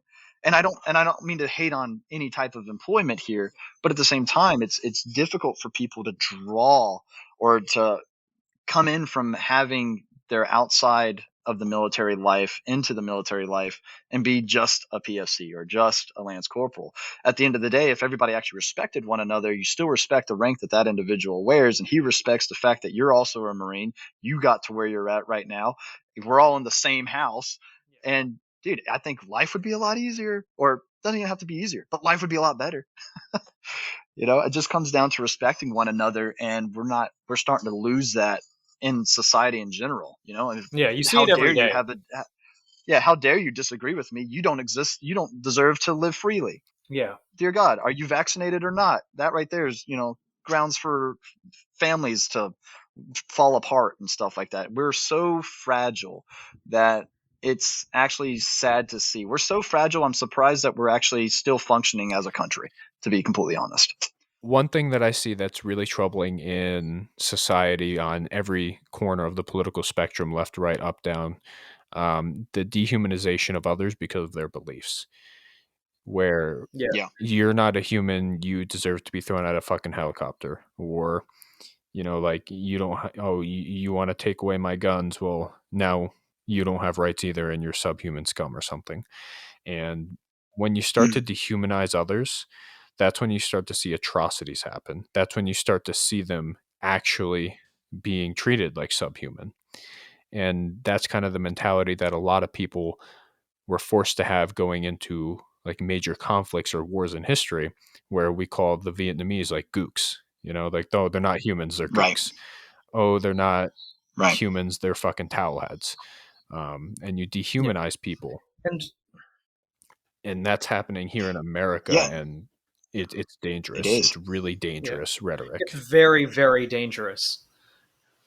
And it's happening more and more every day. It's like I see people advocate for violence, or, for example, I saw a tweet the other day, and I hate Twitter. I don't use it, but, as usual, the rage baiting, it'll go around and you'll see a screenshot and, it had a whole bunch of likes and shares and all of that fucking bullshit social media stuff of, I propose a new program. Get the shot or get shot. We line the unvaccinated up by trenches, and we give them a choice. It's like, what the fuck goes through your head? Makes sense. Give the government that power. Yeah. It's like, you're... fucking hell. It's and I agree completely. And this is why anytime, because I've had the conversation with we call them anti-gunners, right? People that just aren't pro 2A, or they want to take the words of the Second Amendment and try to mix them around to make them work for whatever their agenda is. And I can't just flip them off and just say end day, right? That's not how I am personally. I really want to try to either persuade somebody to look at from my perspective while I try to look from your perspective. I understand if something bad happened to you in your life, but that doesn't necessarily mean that right has to go away, right? And I mean, again, I'll use my oldest brother as an example. My dad took that incident that took place where he lost his, at that point in time, only son, and he didn't just turn against guns. He went and advocated for gun safety, right? And I really hope that I can be as tactful as possible when trying to conversate with somebody or have that conversation with somebody, that I can make them try to see, you know what, you're kind of right.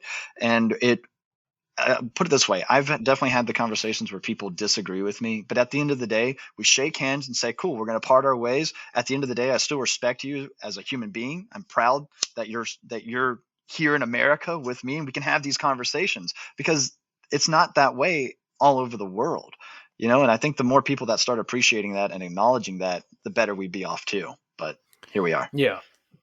No, 100%.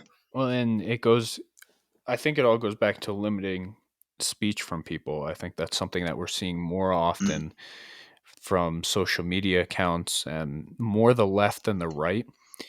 But what powers the left is granting and willingly giving up.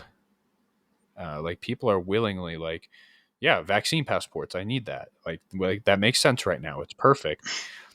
They can't, it's such a short-sighted idea that they can't see inevitably there will be somebody in their eyes way worse than Trump, that is actually a fascist, that is actually a racist, that actually hates women.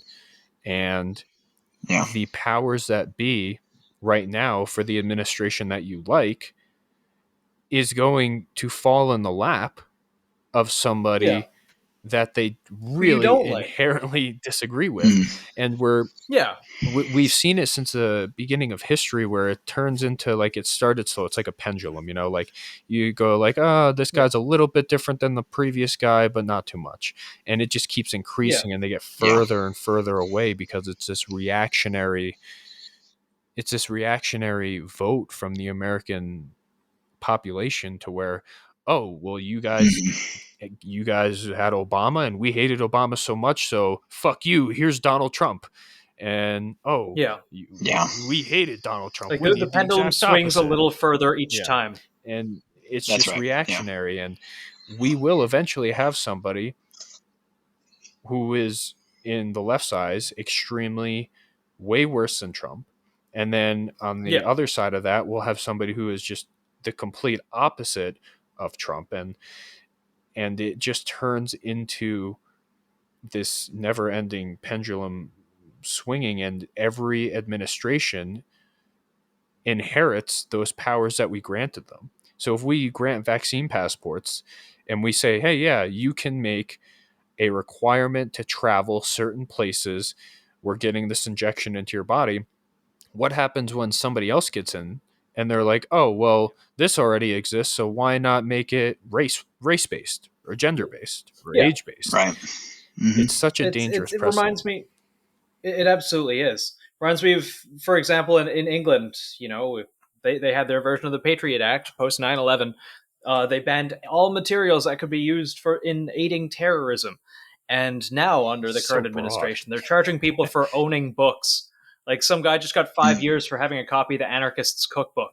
And that's like, that is the end of these laws. You have to think of any legislation that gets put under the books. You have to think about what happens if your worst enemy, and like the craziest, most awful tyrant you can think of, gets into power and has these laws already and has the force of law to enforce them. Like, it's insane to me how people are like, oh yes, let's get rid of the right to have guns. Like, not even 2 months after going, oh, Trump's a fascist dictator, fucking Hitler, fucking right. And censorship, or the same people that scream defund the police. Wait, police are the ones that can have guns. You know, I mean, it's dude. You know what made defund the police go away? fucking January 6th. It's like, Oh yeah, yeah. The moment that happened, national security agencies were just coming in their fucking panties. Yeah. Mm-hmm. Like, oh, all the power. Grant me all the power. Yeah.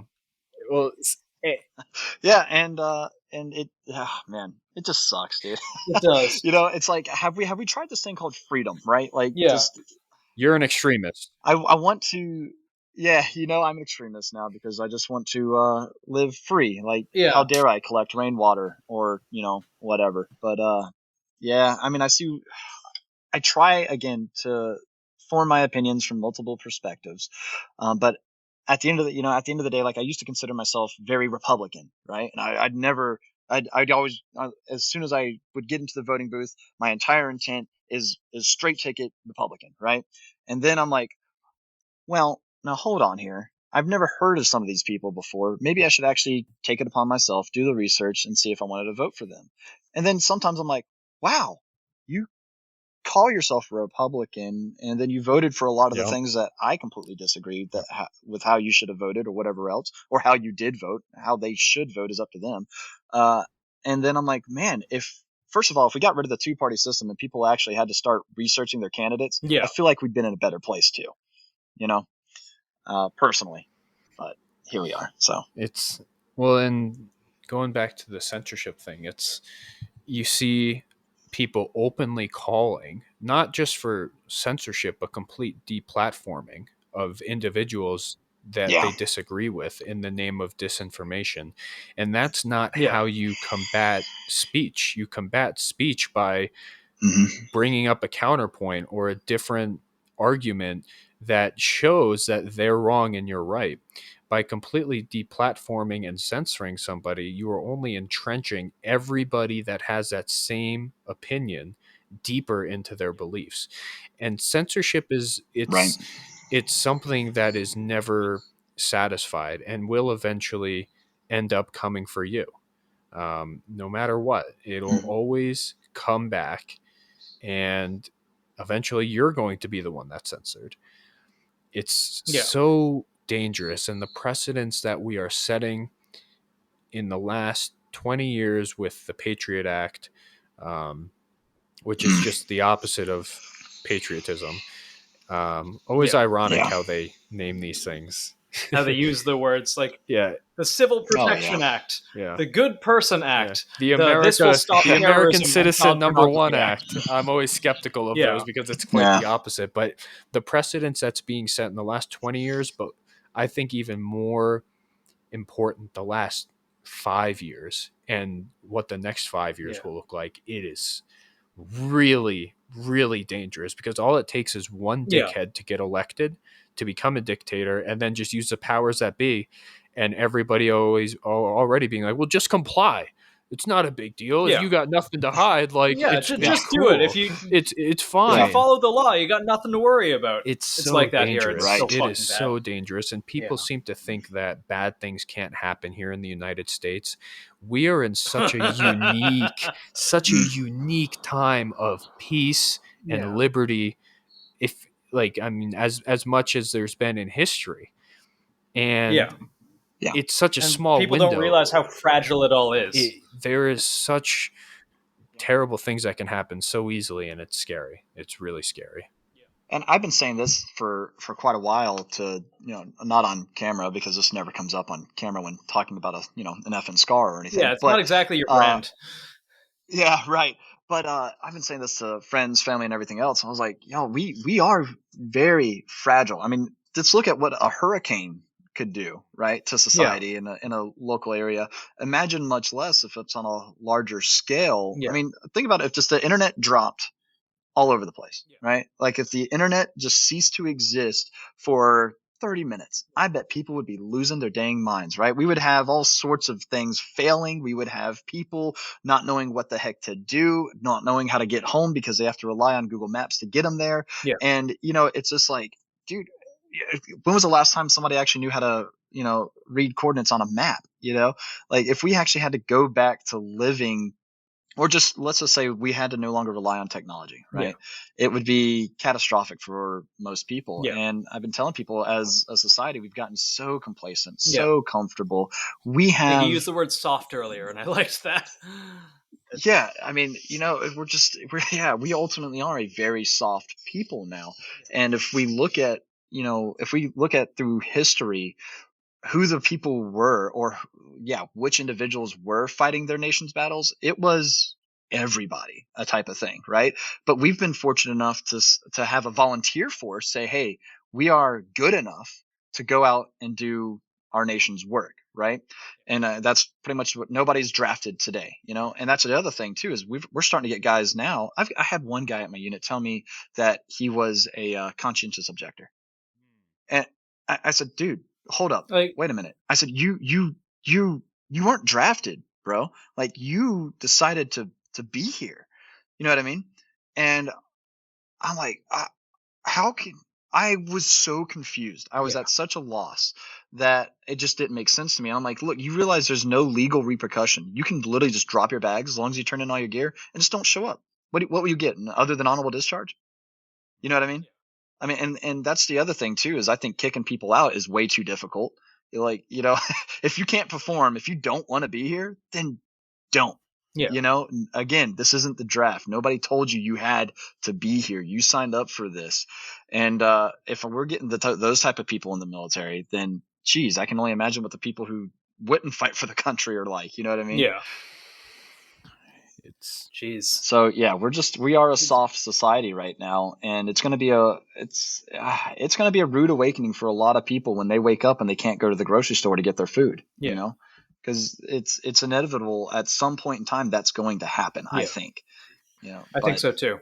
I've been saying this I since remember I was a kid. there was a quote. Who was it? To paraphrase it horribly, like, society is nine meals away from violence at any given point. Just like 3 days of 3 hot meals until the food stores in the city are depleted and everyone kind of goes into violent anarchy. I don't know how true that is, but it stands to reason. Well, hungry people become desperate people, and people don't know how to be hungry. Yeah. Especially nowadays. I mean, you take away somebody's food for a day or two, and they're going to be very irrational, and they're going to act very like they're going to fucking die tomorrow if they don't get food. When, I mean, that's not the reality of the situation, but people don't understand what it's like to be hungry. I remember ever since I was a kid, and I've been saying it to my parents and everybody around me, and it was like, oh no, like, don't worry about that stuff, because I was like a young kid. But I remember seeing and growing up in the beginning of this kind of wokeism translating into schools and people in general, and starting to really see that divide. I remember starting to say, like, I think I'm going to see a civil war in my lifetime. And I still believe that. I don't want it to happen. I will not partake personally. Same. Personally, I'm going to be on my farm with my family doing my own shit. But yeah, until somebody comes knocking on my door, avoidance is probably the best. Like whenever I see the riots and stuff like that, it's like, hey man, are you going to go and participate in these protests? Nope. And I'm like, no, I'm not going to put myself in the situation where, like that Kyle Rittenhouse kid, right? Yeah. Like that whole situation. Oh my until God. the wolves are on my doorstep, I'm going to choose peace as an option. However, just know that if violence comes knocking, I plan on upping the violence. That's how you defeat it. You defeat violence with more fierce violence. You know what I mean? Yeah. And you don't defeat it with peace. And I get the entire turn the cheek philosophy, but it's hard to turn the cheek if I'm dead. There's a you got it's hard. I have this statement. I don't know if Nathan, it resonates with Nathan as much as it does with me, but it's pursuing pacifism. And that's in our bio, pursuing pacifism. And a lot of people think that means that I am not a believer that violence can be necessary. I am a believer that in my personal life, I think violence is the inability to live civilly with people that you inherently disagree with. And unless somebody is a direct threat to my life, my family's life, life limb eyesight type thing, I am going to do my best to avoid.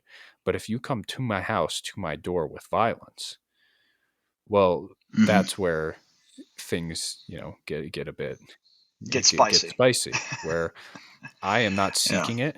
I will not seek it. I will do my best to avoid it. But if you come to where I am living, where my family is, where my daughter will be in a week, I mean,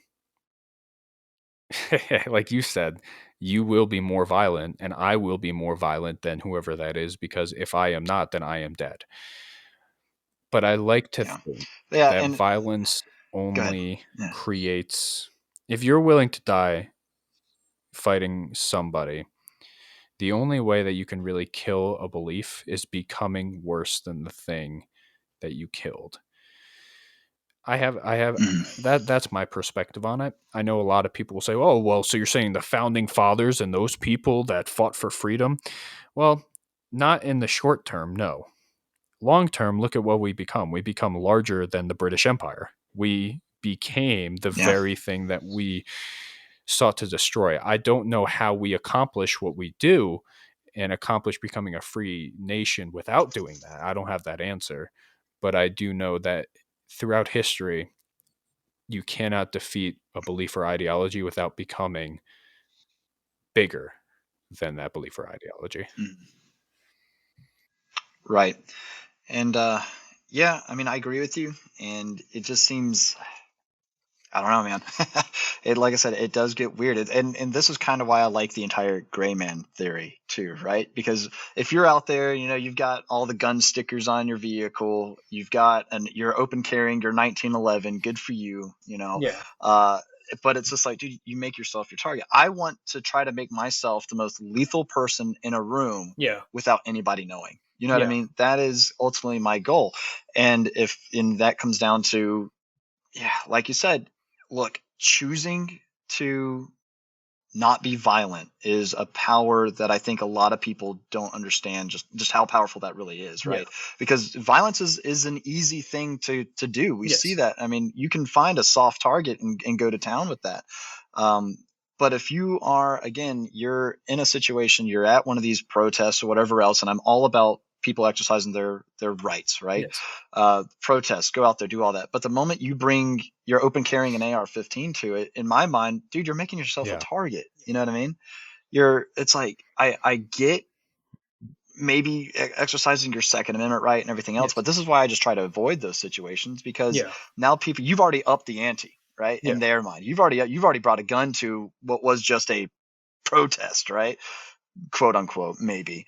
And now it's like, well, yeah, I'm going to go after you because you're the guy with the gun, And dude, like I said, it gets weird, but I totally agree with the idea of being peaceful until there's no way out. And then all of a sudden it's okay, dude, it's going to get fiery. It's going to get spicy. And I hope you came today, ready for war, pretty much. Right. So yeah, I'm all about peace. I hope that most people in their life find it. But like you said, I'm gonna, if that civil war breaks out that you mentioned, I am going to make sure I'm taking care of myself, my wife, my dogs. Right? We've got a nice garden growing and everything else. I've got nice friends that are really great with hunting and stuff like that. We're gonna make sure we take care of our own. But the moment somebody wants to try and take away what could be life, like our food, from us when the food isn't around, guarantee we're going to be sending some rounds your way. You know what I mean? Yeah. That I'm inclined to agree with. I have complicated and not very well-formed thoughts on it, but I'm inclined to agree with you guys. The morals of initiating violence are never good, and they don't sit well with me, especially based on belief. But in the defense of myself, my family, my friends, or my community, it becomes a very different situation under the threat of imminent violence. That being said, my goal is also kind of have a homestead and a dog, and that whole situation where that ideally will not come to my doorstep until the very, very last minute. Yeah. Yeah, but I just hope a lot of people can understand, like, hey, get comfortable with violence. Yes, because 100%. at the end of the day, be capable of get it. comfortable with it. Yeah, and capable of it. Because look, dude, you're not lethal if you're not capable. You know what I mean? It's so I follow like Maj Toure on Instagram. He posts all sorts of pretty hilarious. cool stuff like that. Yeah, dude, I love that guy. Yeah, man. I love what he has to say, and I love the message he puts out there, and I love the fact too that he's getting more minority demographics into firearms, and not in a negative way. He's teaching safety. He's doing all this stuff, to demographics that were originally barred from firearms. The first gun laws were to keep minorities away from owning firearms. You know what I mean? So the first gun laws were racist. Gun laws in general are inherently racist. And getting more people again into the firearms community and knowing again what that means to have a weapon, right? Because at the end of the day, they can kill. Okay. So can a knife, so can a sword, so can a fork if you know where to hit them, right? So I don't consider anything an assault weapon until it's used in a manner of assault. But and it's like, dude, get comfortable with violence, because at the end of the day, somebody's going to be okay with committing violence towards you. Right. So that's all there is to it. I'm inclined to agree there as well. Me too. Well, it was a pleasure having you on. We're approaching about 2 hours right now, so I think it's a good time to wrap it up. It was an absolute blast. I loved it. That was actually really good. Yeah, I love getting to chat with you. It was a bit early for me. I had actually just got back from eating breakfast and walking my dog because I'm over in Mountain Time. But hey, nice. Oh shit, yeah, you're a couple hours behind. Yeah. I'm a lazy fuck, and I slept in. I think you were up before I was. Yeah, I'm usually up around 6, 7 o'clock. Yeah, whatever. It's Sunday. Yeah, whatever. But I do appreciate you coming on and allowing us to reschedule. Love to do this again. No problem. This was fun. Yeah, it was good fun. Yeah, this was more of a serious one. I think we talked a little bit, about all the happenings and stuff like that. We're gonna have to do one with White Claws at some point. Oh yeah, we'll do that, and I'll do that one at home. When I don't have to worry about driving with a bunch of guns. We'll knock that one out of the park. I think that would be a little bit more entertaining. But hopefully your listeners found good content here and everything. And anytime you guys want me back on, I'll be happy to. One thing I do want to one final statement is listening to podcasts, being on our computers, internet, and everything else. It's awesome, right? And I just want people to know, just because technology changes does not mean our rights change. Yes, right? Absolutely. So I just want that to be kind of said, and I wanted that to be one of my final talking points. Yeah. And we owe it to the fallen to live well. So make sure you guys are living your lives to the fullest, because there's been a lot of people that have sacrificed those lives, and I just wanted that to be thrown out there. I like that a lot, actually. Yeah, I mean, we took a serious podcast. I think there was good stuff in there regardless, and sometimes you have to be a little serious. But I agree, and like, we can't really joke about that subject too. I mean, we can, but it's so relevant, especially now, that I think we'd be remiss in at least not having one serious episode every once in a while. Yeah, fuck it. Well, Clint, the floor is yours. Plug yourself, talk about yourself. Obviously, Classic Firearms is much more popular than what we got going on over here, but maybe some people don't know Give about me a that. 50 cal. I know Nathan wants a 50 cal. Everybody wants a 50 cal, man. Well, come down to the U.S. and we'll at least hey, how about this? So we'll get you guys down here. We'll have a range day. Oh, shit. That would be pretty sweet. We'll bring out some 50 cals and everything else. And I keep trying to talk to Ben and my marketing team. I'm like, guys, look, we have our SOT. Why don't we get a couple belt feds up in here? You know what I mean? Like we, we couldn't give one away. Yeah. But I think that people love a giggle switch. You know what I mean? I love a giggle switch. We were talking about this the other day. It's like the military made belt feds not fun, but now I don't have ready access to them. They're fun again. Yeah. I would love to, and I'm sure Mitch would too. Absolutely. Yeah, absolutely. But yeah, thanks guys. But yeah, Classic Firearms. That's where you can find us on Instagram and Facebook. Go follow YouTube the obviously is giveaways. where we got our largest following. Yep. And then me personally, if your viewers liked what they heard from my dumb self talking, magdump_Morgan is where you can find me on Instagram. And I don't do too much on Facebook, and I have a smaller YouTube channel, but I don't do a whole lot there either, since all of my time is pretty much focused on classic stuff. But yeah. A video a day. He posts good content on the Instagram. It's a lot of good gun stuff. Go check him out. Don't act like you've been fucking following him and paying attention. You just... I actually have. No. I noticed. I noticed earlier this week. I got a follow from Illustration Nathan. Yes. Illustration Nathan. Yes. There we go. I was talking about the YouTube I did not follow yet. Okay. I put him on my close friends list. He saw my tomatoes and my cat, probably. I don't know. I did see your tomatoes. Okay, yeah. Good. Don't let fucking nation fucking bullshit you. No, it's YouTube that I basically don't use. It's I follow that guy who eats really old MREs. Like Steve 1989 MRE info. Something like that. He ate like British hardtack from 1899. And it's just very weird seeing this man eat a cow that died 118 years ago at the time he filmed it. It's something very... Yeah, that's basically all I watch on YouTube. That and Garen Thumb and occasionally Brennan Herrera. Yep. Oh, and also, too, there's been a rumor started that apparently my mannerisms and stuff like that... I've been watching Grantham for a long time, right? But some people are saying that I try to mimic him and stuff like that. I talk with my hands and everything else. This is me, what you get, and all that stuff. So, but everybody should know that Grantham is my dad and that Travis Haley is my grandfather. Just throwing that out there. I mean, oh, shit. Grantham is all of our dads, isn't he? The family grows. Yeah, he is the flannel daddy, so he is all of our dads at the end of the day. I think low key he was really happy we didn't draw him with a flannel in our illustration of him. Yeah, I think he was actually happy. Yeah, that's actually the first thing. A friend of his message being like, actually, he doesn't like flannel that much, and you should probably put that as a stat. So I put that in the comments. I think he appreciated it. That's hilarious. Yeah. Well, hey, he's a good fucking guy. He's very easy to talk to. Super kind. Pleasure having you on again, man. We'll have to have you on again. Yeah. And thanks everybody. Patreon, we have one now. Go check it out. Link in our bio. And AWS. Yes, AWS, they make great belts. AWS does make great belts. I finally put a dump pouch on mine because of all those fucking comments shaming me. Did you get and their dump pouch? And I will say, does make it isn't an AWS dump pouch. It's an HSGI, fake. But it works. Fake. It's fucking zip tied on, Mitch. You shut the fuck up. Other if it works, it ain't stupid. Yeah, right? I had to get it under my pouches somehow. Other sponsor, Applied Gear. Also great belts, except everyday carry belts and not battle belts. But still good belts. The hardware is very, very good. Yep.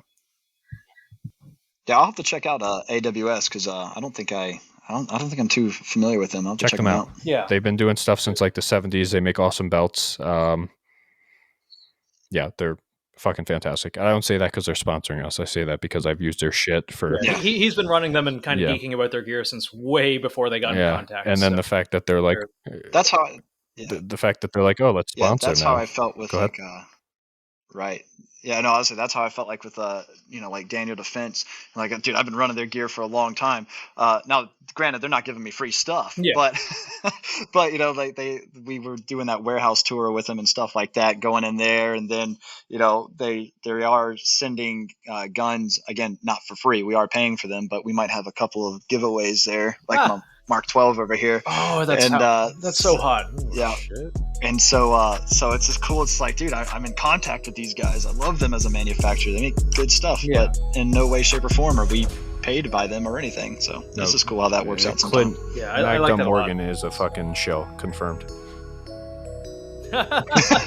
Skills for Daniel Defense. Right. God, I want a Daniel Defense so fucking bad. Just quad rail. Ugh. Great rifles. Yeah, they're solid, man. They're cool guns. Okay, bye. Yeah.